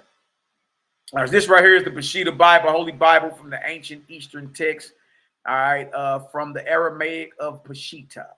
All right. Y'all go get that. I don't know how much it costs now. Last year, we was getting all these books for low. All right. So this is Jeremiah 7:21 and 22 out the Peshitta, which is older than your Masoretic that you have. It's 1st, 2nd century of the Common Era. So let's go down here, Jeremiah. So the King James cut off half the verse of 21. Show you that. Look at this. Jeremiah 7:21 and 22. Thus saith the Lord of hosts, the God of Israel. Add your burnt offerings to your sacrifices and eat meat, which I did not command your fathers to eat. You see how they read different in the KJV? Most High saying y'all might as well add, you might as well put all your offerings with your burnt offerings, and you might as well eat that. That I never commanded your fathers to eat. So this ain't pork, shrimp, crab, and lobster. You know what I mean? Because pork, shrimp, crab, and lobster was never on the altar, according to the biblical narrative. Right? This would be all that clean flesh Negroes love to chew on, that you claim is clean flesh. All right? Add your burnt offerings to your sacrifices and eat meat, which I did not command your fathers to eat. KJV didn't get that far in verse 21. Neither did I command them concerning either burnt offerings or sacrifices in the day when I brought them out of the land of Egypt. See that? See that? It was never commanded. So if it wasn't commanded in Egypt and it wasn't commanded in the wilderness, where do we get that from then? He said the Peshitta Bible was $150, man. Look, all this stuff was beyond, man. I got this for like $20 last year. That book I showed y'all earlier, Moses and the original Torah, I got that for like $8. That deal like $85 now. All this stuff going up. But we see an older text of the Bible showing you that Jeremiah 7:21, the Most High saying, add your burnt offerings to your sacrifices and eat meat, which I did not command your fathers to eat. How do you get around that? How? Neither did I command them concerning either burnt offerings or sacrifices in the day when I brought them up out of Egypt. You see that? So that right there shows. That right there shows it was never commanded in Egypt nor in the wilderness, but we was doing it, and we was doing it to the false deities and the false gods. You see that? That's crazy, son. That's crazy, B. Let me show you how these false deities get up in here. Jeremiah 8:8, bag drop. Bag him down with the scripture. Bag him down. All right, Jeremiah right here, 8:8. Then our last read is going to be out the Nazarene Gospels. Right? And it's going to say the same thing. All right. We're going to read Jeremiah 8, verse 8 and 9. How do you say we are wise and the Torah of Yahweh or Yahweh is with us? Lo, certainly in vain made he it. The pen of the scribe is in vain. So how are we making our boast that we are wise and dealing with the wisdom of the Creator because we got his Torah? Huh? When the scribe has worked falsehood with his pen. You think I'm lying? Let's go read in a different version. Reading a different version. Wow, NLT. How can you say we are wise because we have the word of the Lord when your teachers have twisted it by writing lies? There it is. ESV. How can you say we are wise and the law of the Lord is with us, but behold, the lying pen of the scribes has made it into a lie. Made what into a lie? The Torah, the law of the Creator. We just read some of the lies. Chopped off goat heads on the altar. How the Creator never commanded the burnt offerings and the sacrifices. We just read it. These are injections by the lying pen of the scribes. All right. Just so happened the scribes were one of Yahshua's main enemies. Look at this, CSB. How can you claim we are wise? The law of the Lord is with us. In fact, the lying pen of the scribes has produced falsehood. You know what I mean? And many more, y'all. There's many more that you can read in there. It's also, it's saying that the Torah that you have, the written Torah that you have, has lies in it. It has scribal errors. You know what I mean? It has lies in it. So for us to be making our boast that we have the Torah, the HaFawara, and it's like, bro, you got lies in the Torah, though. Like, what you doing? You understand? These scribes that you have written lies down, right? A backward projection into the scriptures to give Mosaic authority to the Levitical priesthood. But the meanwhile, we reading what the Most High never ordained it. You dig? And now you got a Milli Vanilli Negro running around Israel calling himself the chief priest. 30-year-old little boy out of Atlanta or out of California, living in Atlanta now. Go by the name of one of them Hebrew, not Mighty. Is it the Gorilla Hebrew? Gorilla Hebrew. Yeah. You know what I mean? Alazar. And he tell you that he's the top priest in Israel. Not knowing the Leviticans was nowhere near right, boy. Nowhere near right. All right, let me bag about it. All right, and last thing I got to share with the family. Matter of fact, let me show y'all this too. Let me show that because I heard that. Well, that, you know, it's probably translated wrong. If you can read the Hebrew, you know what it's saying. You can look right here and tell you. It's right here. See the part I just highlighted right there? All right. That right there is Shakir. That means that's the Shin, that's the Kuf, that's the Resh. Hebrew is read and written from right to left. All right, so Shakir, some say Shakar or Shakur, the Tupac Shakur. Yeah, Hebrew, it means falsehood or a lie. All right, and then the Sophrim are the scribes. That's the samek, that's the pay, that's the resh, that's the yom, that's the mem. So right here tell you that the sophrim or the scribes, the writers, are liars. If you knew what the Hebrew, if you knew how to read the actual text. And notice what it says right here, y'all. Masoretic text. You see? You ain't dealing with brothers that don't know how to get down. We can read that if we had to. Like we read that from the top on down and then point to you where it's saying lie at. And it's right there where I got you, right there. And then as we go down, let me show you. Hold on one second. Dang, I don't know why my stuff keep doing that. Let me show y'all that right here. As we go down, let's go to the word right here where it says vain. Let me read. Showing you they lying. Ain't nobody playing no games right here. Strong's H8267. Hey, you want to share that screen? And this is the word for vain in Jeremiah 8:8. Notice it says lie, lying, falsehood, false, falsely, vain, wrongfully, deceitful, deceit, liar. Falsity of false or self-deceived prophets. So hey, Malachi. Go ahead, bro. Go ahead. We can't. Are you trying to share your screen? We can't see a screen if you. Okay. Yeah. Let me share it. I'm going off. Right on. I'm glad you said that. I'm going off, son. Right here. So what I want to show you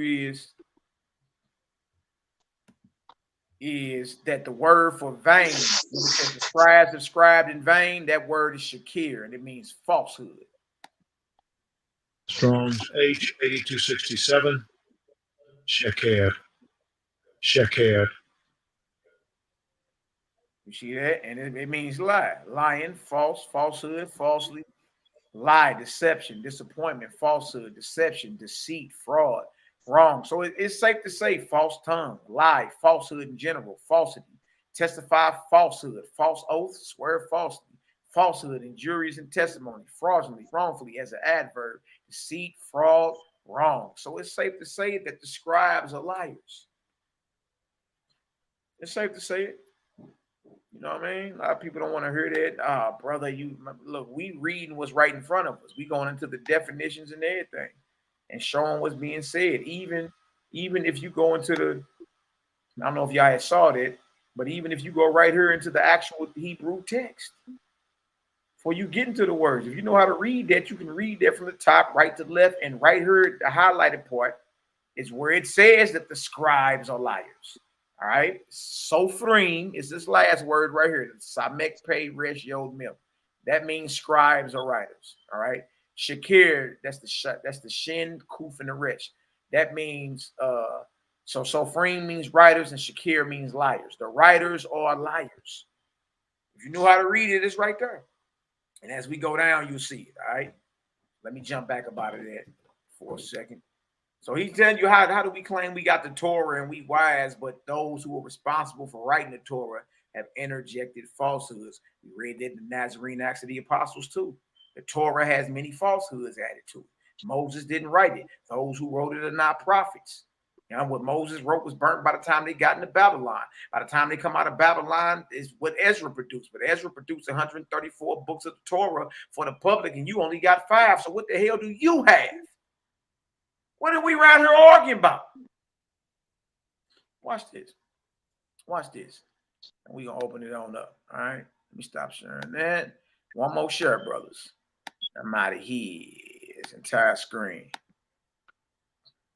All right. Entire screen. Let that come back up. All right. Let's work. Show y'all something real quick when we get out of here. All right. This right here is the gospel of the Nazarene. All right. Truth make it free. I want to share this with the fam as we get in the ball here. Now let's read this. This is a beautiful read. But as you see, we write in the Bible showing you exactly what brothers been saying for the past few months. Right in the Bible, showing the Bible show you that there's lion scribes with lion pens. The Bible show you all that. Right, the Nazarene sing literature break down how you ain't got Moses' Torah, but the Bible even show you that. We just got to step away from that and start deciphering the lies from what's truth. And the only way you're going to be able to do that is know the character of the Creator. Once you know his character, you know the character of the Creator, you will not be fooled by a makeshift deity. You will not be fooled into deity worship, dealing with idols and makeshift gods and all that, and dealing with this thing from an emotional standpoint instead of like, all right, bro, we got different information. Let's test it against each other to see which one is more superior. All right, that way we all growing together. That's it. That's it. The truth make it free. Then said Yahshua to those Jews which believed on him, if you continue in my word, then are you my disciples indeed? And you shall know the truth, and the truth shall make you free. So these are supposedly Israelites that believe. Remember that. They answered him, we be Abraham's seed and were never in bondage to any man. How sayest thou, ye shall be made free? This is the same thing that happened in John the 8th chapter. All right. Yahshua answered them, verily, verily, I say unto you, whosoever committeth sin is the servant of sin. And the servant or the slave abideth not in the house forever, but the son, even the daughter, shout out to our daughters, abideth ever. If the son therefore shall make you free, you shall be free indeed. I know that you are Abraham's seed after the flesh, but you seek to kill me because my word hath no place in you. Hold on. These are Israelites that claim they believe and were attempting to justify themselves in front of the Messiah. And they claim they believed in him, believed in his teachings, right? He came right on out, but you want to kill me though. That lets you know every brew ain't right. You understand? Every Israelite ain't right. You can be fronting with your mouth like you down with the program, but secretly you have this black-hearted envy and hatred in there. And at the first sign that's clear, guess what? You're going to kill the brother or sister. So know what he's talking. He's talking to those who supposedly believe, and that's all lip service, right? I know that you are Abraham's seed after the flesh, but you seek to kill me because my word have no place in you. I speak that which I've seen with my parent. Yeah, creators balance, right? And ye do that which you have seen with your parent. They answered and said unto him, Abraham is our father. Yahshua said unto them, if you were Abraham's children, you would do the works of Abraham. But now you seek to kill me, a man that have told you the truth, which I have heard of God. This did not Abraham. Ye do the deeds of your father. Then said they to him, we be not born of fornication. We have one father, even God. Yahshua said unto them, if God were your parent, you would love me. You would love me, for I proceeded forth and came from God. Neither came I of myself, but the all-holy sent me. He's talking about the Creator. Why do ye not understand my speech, even because you cannot hear my word? Ye are of your father, the devil, and the lust of your father you will do. He was a murderer from the beginning, bloodshed, murderer, the devil. How dare we put the bloodshed of the innocent on the hands of the Creator? How dare we put the bloodshed of the innocent on the hands of the Creator? We're going to get a Creator a free case. No, Yahshua said the devil, the false deities, they were murderers from the beginning and abode, not in the truth, because there is no truth in them. When he speaketh a lie, he speaketh of his own, for he is a liar and the father of it. And because I tell you the truth, you believe me not. As Moses lifted up the serpent in the wilderness, so must the son and daughter of man be lifted up, that whosoever gazeth, believeth, should not perish, but have everlasting life. Which of you convinces me of sin? And if I say the truth, why do you not believe me? He that is of God heareth God's words. You therefore hear them not, because you're not of God. Then answered the Jews and said to him, say we not well that thou art a Samaritan and have a demon? Yahshua answered, I have not a demon, but I honor the all-holy. I honor the Creator. And you do dishonor me. And I seek not mine own glory, but the glory of the Most High. But there is one who judges, and certain of the elders and who? Scribes. Them lion-ass scribes. The Sophrim. The scribes. The Sheker Sophrim. The lion scribes. And certain of the elders and scribes from the temple came unto him, saying, why do your disciples teach men that it is unlawful to eat the flesh of beasts, though they be offered in sacrifice as by Moses ordained? For it is written, God said to Noah, the fear and the dread of you shall be upon every beast of the field, and every bird of the air, and every fish of the sea. Into your hand they are delivered. Ooh, wait, really? Really? Watch this. Oh, man. Right over.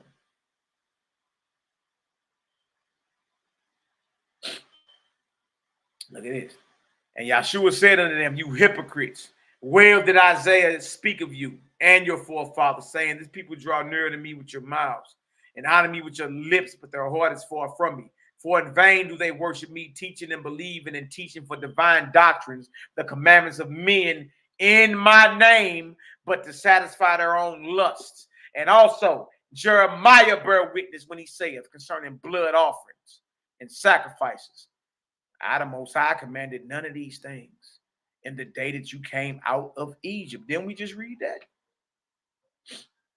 But only this I commanded you to do. Righteousness. This is the original Torah. Righteousness. Walk in the ancient paths. Do justice. Love mercy. And walk humbly with your maker. But you did not hearken to me, who in the beginning gave you all manner of seed and fruit of the trees, and seed having been for the food and healing of man and beast.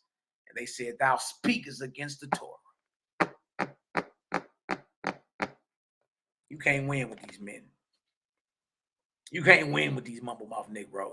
You speaking against the Torah, even though he's speaking on what's even written in the Torah that they have. And he said, against Moses, indeed, I do not speak. Do y'all hear this? And he said, against Moses, indeed, I do not speak, nor against the Torah, but against them who corrupted his Torah. But against them who corrupted his Torah, which he permitted for the hardness of your hearts. But behold, a greater than Moshe is here. And they were wrath and took up stones to cast at him. And Yahshua passed through their midst and was hidden from their violence. Bag drop. Ain't nothing else to talk about. I think we made a clear-cut distinction that Moses did not write the Torah that we have today. It's impossible. It's been lost often. It's been burnt. By the time we got to Babylon, it was burnt. What Ezra produced was 204 books of the Torah and was supposed to publish 134 of those books, and you only got 5. Under the Greek occupation, 1 Maccabees 3 and 48, it was burnt again. During the sacking of Jerusalem by the Romans in 70 AD, it took all your records. And by the time the dust settled after the Bar Kokhba revolt and the fall of Jerusalem 70 AD and the Bar Kokhba revolt around 135 AD, when the dust settles, all your literature is coming from overseas in a foreign language. What we at now? Like, what else we got to say now? That's right. Yahshua spoke against their idol. He did. So, I mean, brothers, we can open it up for any questions or whatever. You know, I think that was real quick, but it was a basic overview of what, you know what I mean, we've been saying. There's still a lot of pieces to the puzzle out there, brothers and sisters. You understand? Bible, we swim in Bible too. That's cool. You dig? But there's more pieces to the puzzle. You understand? And this bit of information could help with your spiritual progression, your advancement. You understand? So yeah, Moses didn't write the Torah that you have today. You understand? At the best, like I said, you got Ezra, but you ain't even got that. You understand? And by the time after Ezra was burnt again, 1 Maccabees 3 and 48 under the Greeks, and then after Rome sacked Jerusalem in 70 AD, you dig? All our records was taken and stored up in the Flavian castle in Rome. And then your stuff started coming out after the war. Flavius, Joe, complete works of Flavius Josephus. I ain't got the name of these bastards. Flavian, huh? Man, Cosmic Chaos said Ezra was on that dog food, man. He said Ezra was nodding off on that dog food. Shout out to the guy, Cal Pete, man. Cal Pete is the Gamma Ray. That's Cosmic Cal, the Gamma Ray. Is my brother, man. Hey, you know, man, I rock with the creative gang, y'all. I'm telling you, that's the fact. Hey, man, he tripped me out with that one. Dog food. The dog food? Come on, brother. Come on, man. Don't put that on Ezra like that, brother. But anyway, yeah, but you know, like the Bible, you know, it says that we had books stacked to the ceiling, and that, you know, the Romans came, and you know, the Greeks, the Romans, hell, through every captivity, you got to believe, you know, that they would steal our books and burn them. Yeah, you know, that's all in the Bible. That's throughout the Bible. Yeah. So we have to use common sense to know that, you know, a lot of these books that we have may have been tampered with, added on to and taken from, just like the Bible says. So, you know, I'm right along agree with you as far as it's a little something fishy here and there, you know what I'm saying? A little something fishy here and there. But that's a great breakdown that you broke down. Brother YAHWH, you got any questions for him, Brother YAHWH? Yeah, so excuse me. So, you know, when we look at biblical scholars, you know, they do a diligent study of the scriptures throughout the centuries. You go into like the documentary hypothesis, which goes into the various writing styles, like the J doc, the E doc, D doc, and P doc. Yeah. How do you suppose that the writings of Ezra fits into that scenario? Do you think though that's coincidental, or do you think that's actually those docs by having different writing styles, like how they compare in Genesis 1 it says Elohim, and in Genesis chapter 2 it says God. So things like that, they notice there's differences in writing styles, and you know, certain things that how it's said is different between different books, maybe even different chapters within the same books. Do you think that's attributed to Ezra and the scribes when they got the information from the angels to rewrite the Torah? Hey, you know what? That's an excellent question, because one thing I noticed with the documentary hypothesis, Wellhouse and them, if y'all don't know what we're talking about, if you Yale has open courses on the New Testament, the Old Testament, how the Bible was compiled. Open, they free. Open courses right on YouTube. You know what I mean? Just type in Yale courses and then look at how the New Testament was brought forth, the Old Testament. It's a very, very in-depth breakdown. But in that, the professor was saying that the P source, which is the priests, the Levites, right? The P document was the last document added to the, you know what I mean, what we call the Torah. And that was, trip off this, and that was around the captivity or right after the captivity in Babylon. So that would line right up with Ezra. You know what I mean? I was like, dang, that's crazy right there. Because that's when all that would have had to been added up in there. You know what I mean?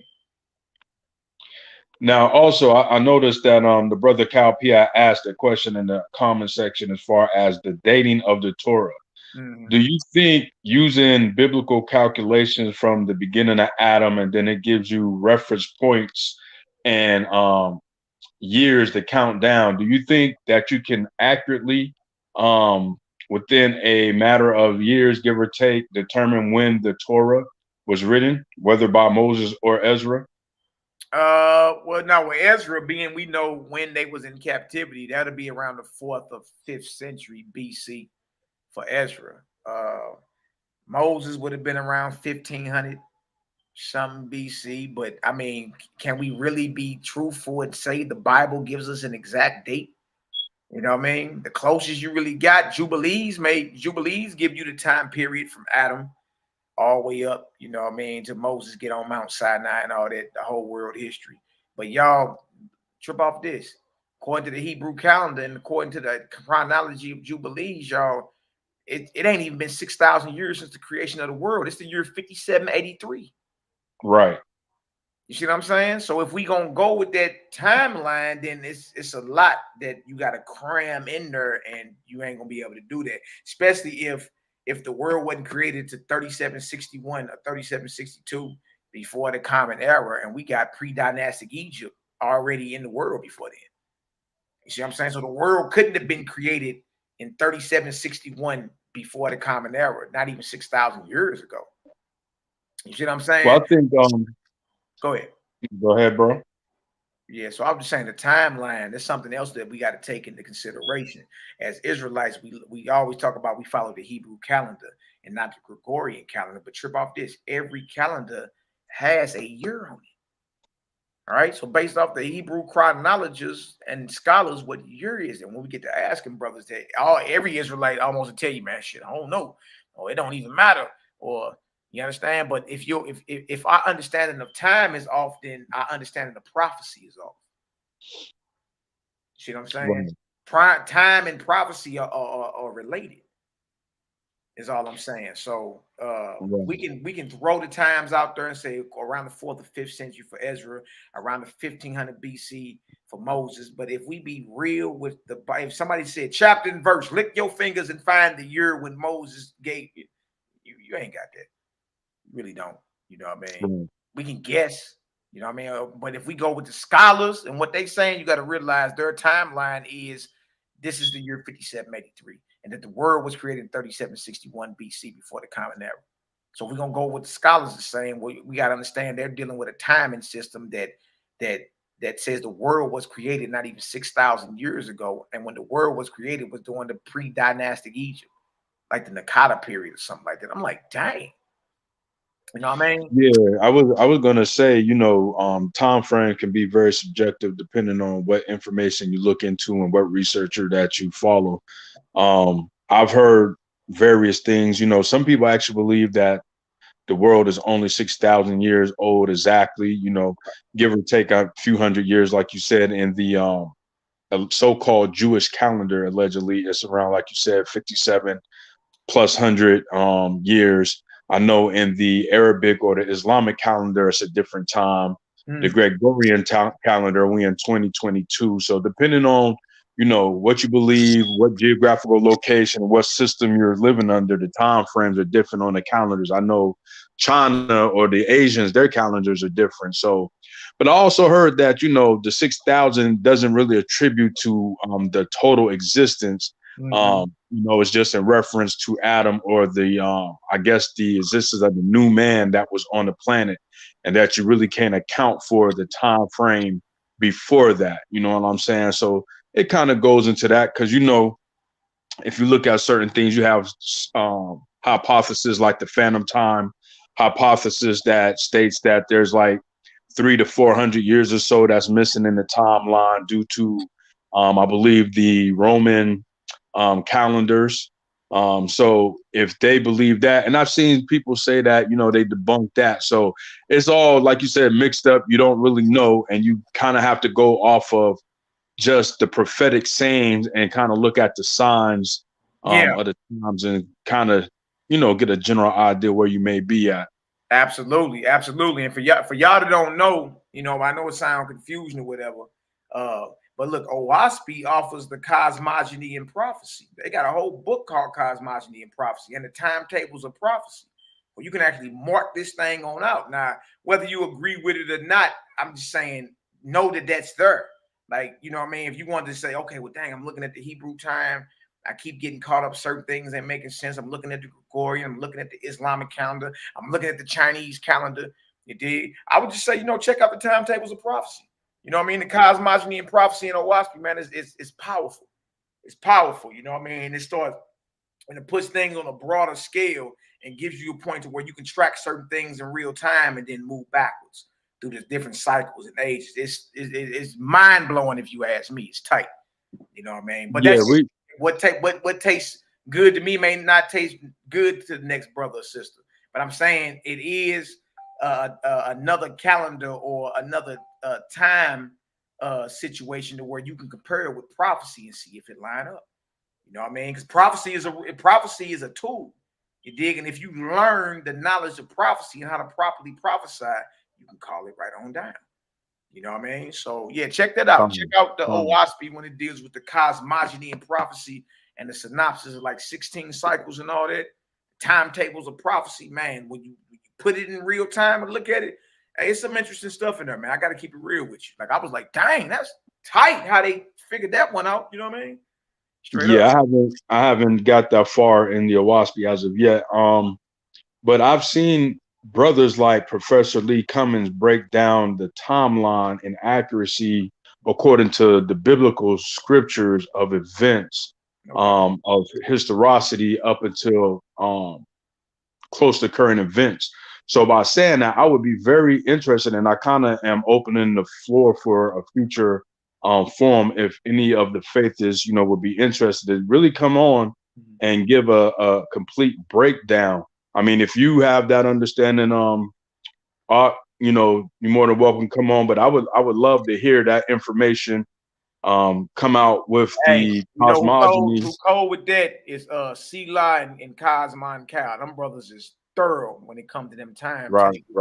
I would say, look, if we can get one of them brothers on here with like a Professor Lee Cummings, and we can put our charts up, and let's see what hold up. You know what I mean?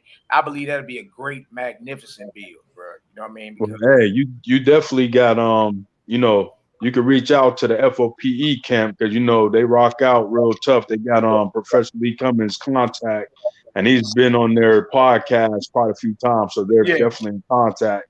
So I think that would be a nice educational build. You know what I'm saying? It don't even have to be set up as a debate, but just basically just breaking down the time frames, because we do know in Scripture it says that the heavenly host was given for signs and seasons and things of that nature. So at some point we were able to determine the times and, like you said, be able to accurately profess future events. And that's an art that we lost at this point for most of us. So I would love to see what, the literature says about that. Absolutely, man. Like, look, that'll be a very, very powerful build, you dig? And just sit back and watch it. You know what I mean? Look, it's so much information to start turning on. You'd be like, dang. You know what I mean? So, yeah, we'll see. And let's see if the biblical timeline, you know what I mean, matches up with the broader spectrum of things.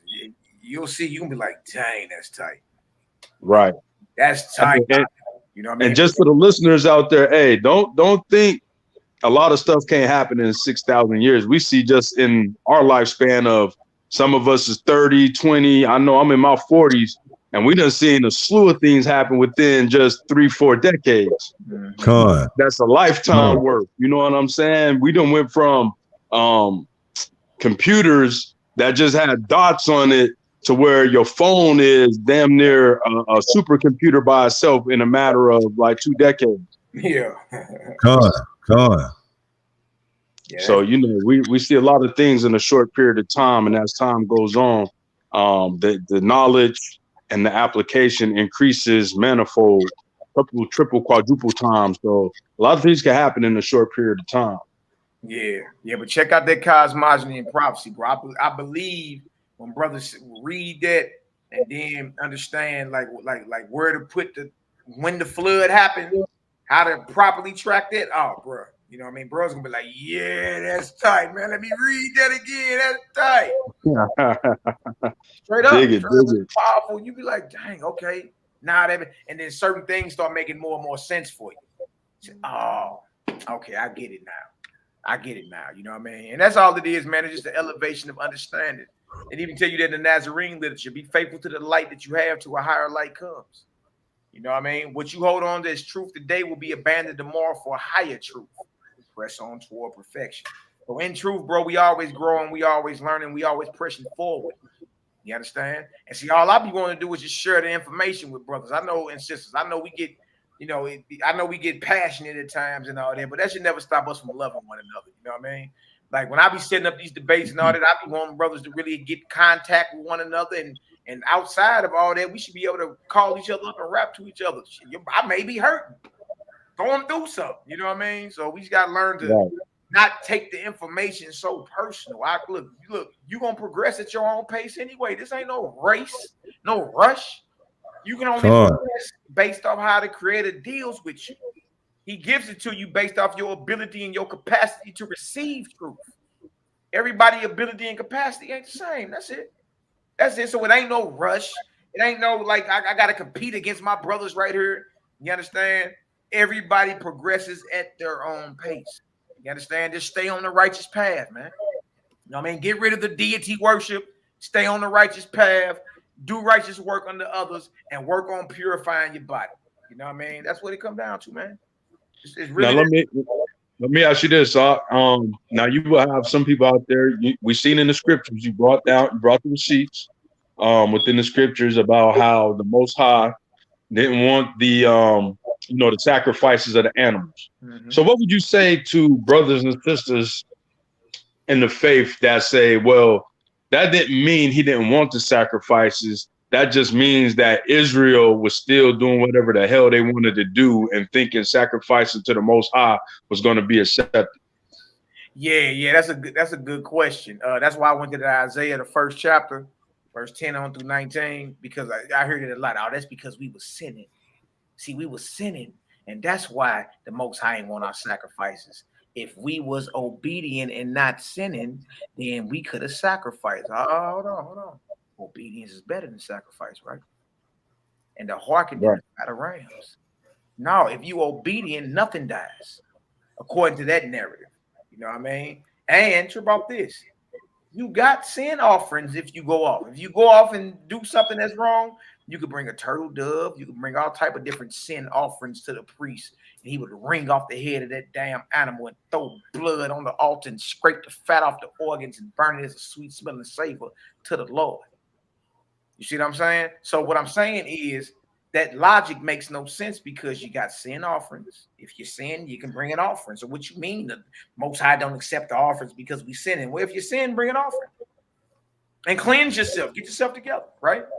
And about this because we were sinning. So if you're not sinning, you're being obedient, right?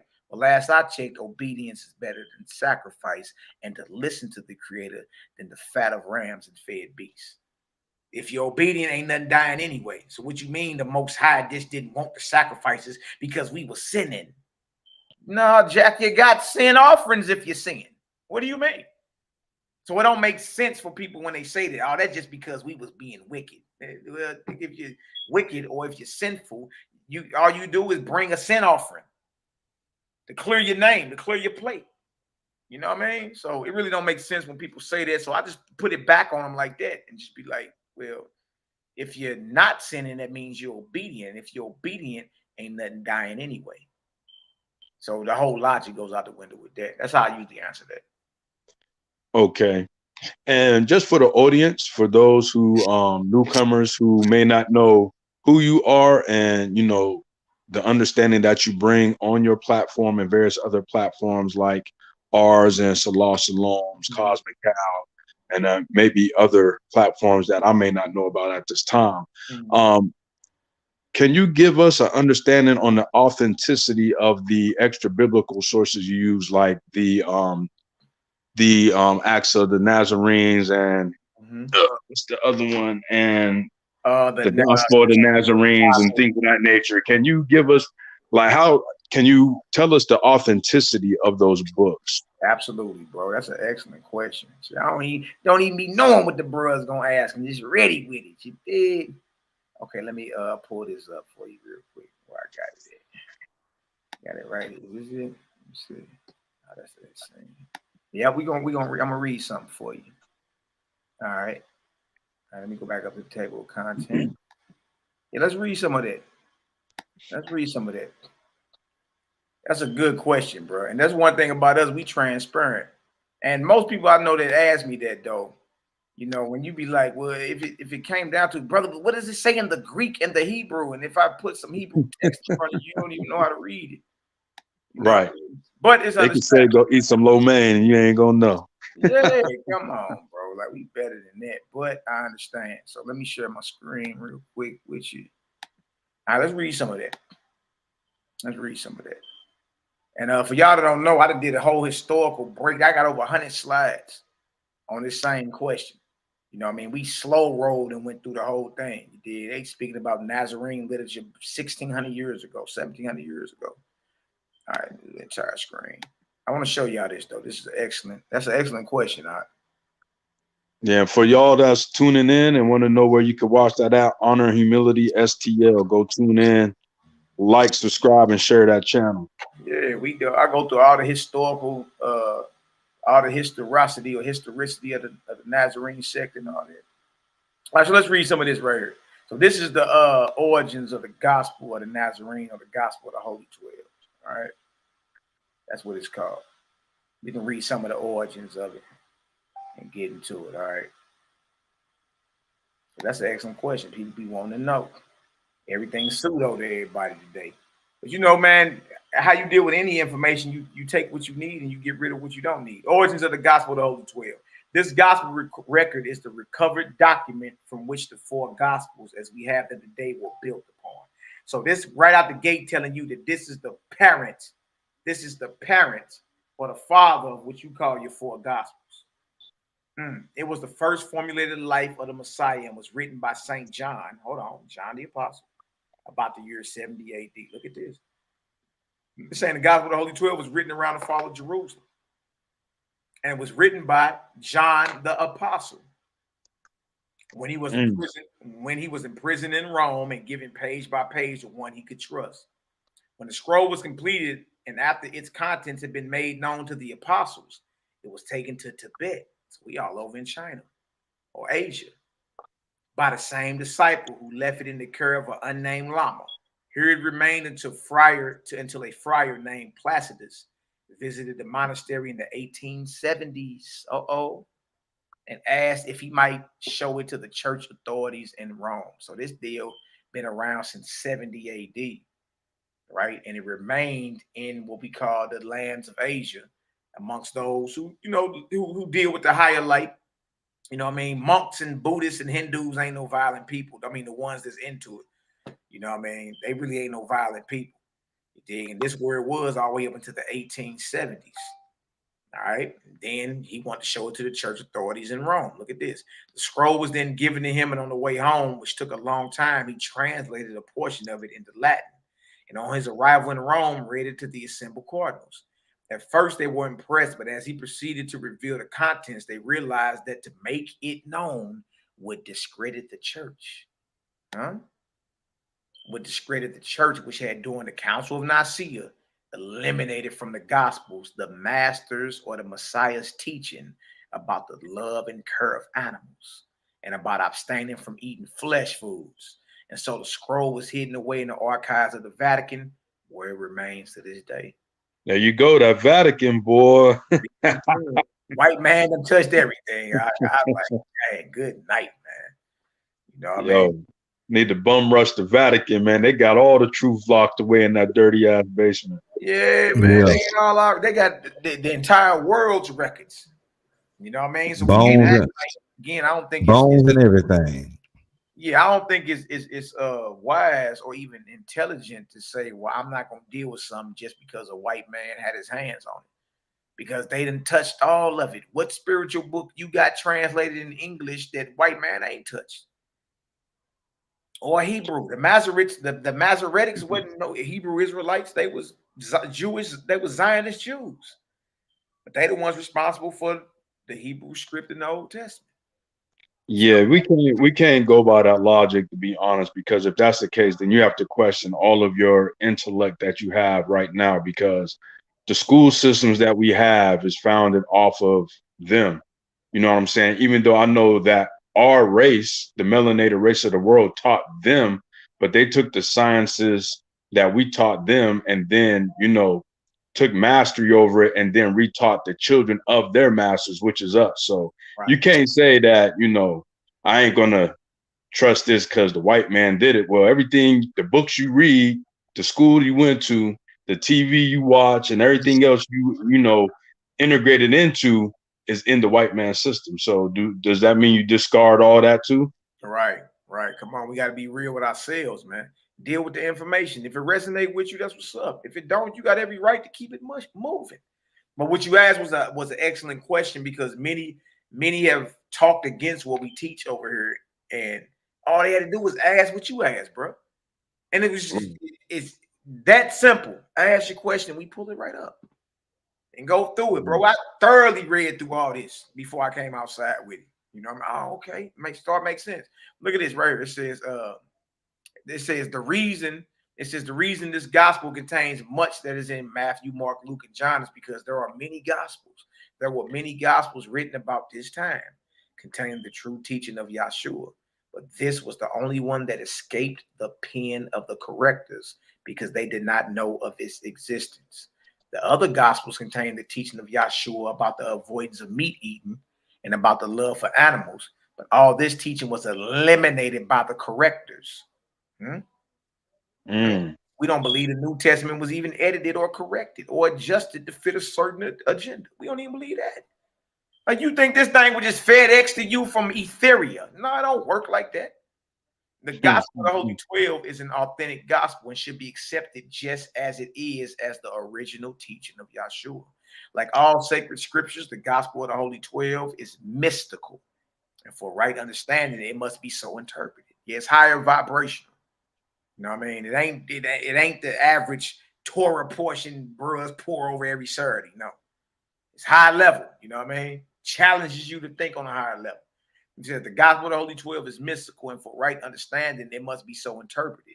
Its value lies in the teaching, which in the garment is veiled.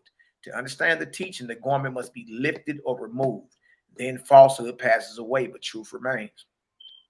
In all sacred mysteries, parables are used as garments for truth that is hidden in its very expression. And one of the sayings of Yahshua is recorded in the Oxyrhynchus papyri. We are told that which is hidden from thee shall be revealed to thee. For there is nothing hidden which shall not be made manifest, no bird which shall not be raised. To those who hid the key to knowledge, Yahshua said, you enter not in yourselves, and them that were entering in, ye open not up. Ultimately, truth itself is unutterable. Ultimately, truth itself is unutterable, saved by God to God, as stated in the gospel of the Holy 12. Truth is absolute and is in God alone. To men is truth revealed according to their capacity to understand and receive. Bag drop. What are we talking about here? Whatever level you are with truth is revealed to you based off your ability and capacity to understand and receive it. And we all have different capabilities and capacities and abilities, right? Look for the sufficient meaning of the manifest universe and of the written word, and thou shalt find only the mystical sense. You see? That's how the Creator did what you. He did what you based off. He did what you based off your capacity to understand and to receive. You dig? Now everybody's capacity to understand and receive is different. But that right there basically you know what I mean, goes into that, bro. You know, it's a long introduction. I could read the whole thing. I ain't gonna do that. But that's right there in the gospel of the Holy 12, aka the gospel of the Nazarenes, or the gospel of the Hebrews, the authentic gospel of Matthew that was originally in Aramaic. That's what that is. You know what I mean? And we see that it was written by John the disciple around 70 AD. You understand? Made a word to the other apostles, and then hidden away up into the 1800s. That's how, you know what I mean, the authenticity of it out. Yeah, so for y'all that want to finish reading that, you know, you can go purchase that. I know the prices went up. I looked while he was talking. So the prices went up. So if you don't want to pay that price, go ahead and Google the PDF version, pull it on up, read it for your own self and get that edification. I got, I guess, one more question for you. And, you know, it's probably an asinine question, but do you delve into like the books of Eusebius, the ecclesiastical history, and the works of Philo also? Yeah. I got all the church fathers, the church historians. I got Eusebius. I'm all of them, bro. I got all of them. Origen, Jerome, all of them. I got every last one of them, going from the 1st century all the way up to like the 5th and 6th century. Yeah, I dive in all those. Okay, got you.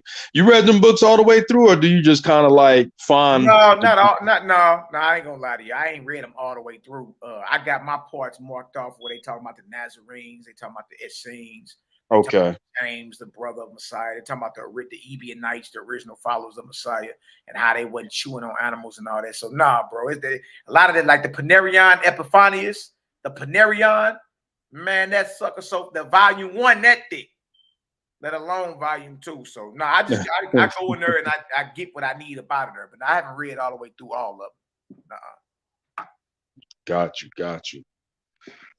Yeah, man, that was a nice in-depth breakdown, brother. I'm definitely gonna go back and rewatch that again.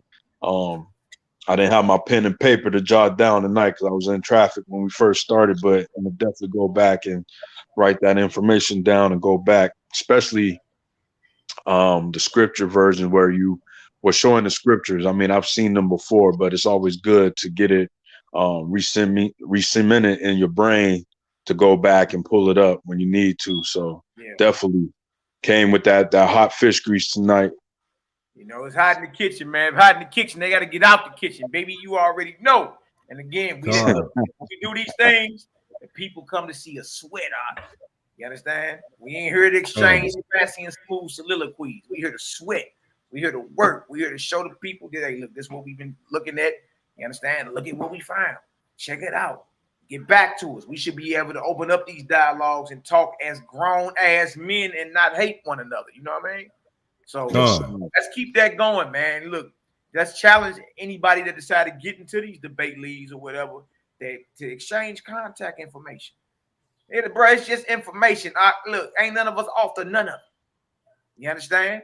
Right. And I want to see all you brothers and sisters, you understand, excel and spiritually progress. You understand? Witness what the Creator has for you. You understand? Sincerely, it ain't no agendas in place here. It ain't like nobody casting no spells, looking for no followers. You know what I'm saying? None of that. So how did it feel? Hey, how did it feel for you and the brothers to get your feet wet on the so-called biggest debate platform on the internet? Hey, you know what, bro? For real, it was just another day at the office for me. That's how I felt. Like once it's on with me. It's head first. You know what I mean? So hey, we was in rare form. You understand? Rare form. Wasn't nervous. Head first. Hey, the war's on now. Let's rock. You understand? And like to me, just felt like another day at the office for real. Salute to the Sinetta platform. Salute to the FOPE platform. Salute to this platform. But nah, bro, it wasn't even no butterflies. It wasn't no butterflies. It wasn't no nervousness. It was like, bro, we here to bust up hell and deliver hell around here, bro. That's what we here to do. We here to bust up a few hells, you know, deliver our people out of this darkness, and you know, ride on out, man. Jump back in our spaceship and ride on out. So, hey, it's peace, love, light, and healing. That was my first time on there. The other brothers too, but that ain't the last you're gonna see a creator gang on there, boy. We done dropped a bomb within the conscious community. Everybody millie mouthing and side jawing. So, yeah, and let them all know their fingers ain't broke though. You know what I mean? Like my bro's ready with it. They not like look creator gang. I don't know, man. They might not listen. It's been a few days and they ain't had your back on there, so they might be a little shook right now. Or they trying to get their armory up, something going on, because usually Sarnetta would be like, yo, come on right back, usually from what I see just watching his podcast. So y'all might have shook him. Y'all might have shook the foundation. Somebody God failed. Somebody God failed the other night. They over there licking their wounds. That's it.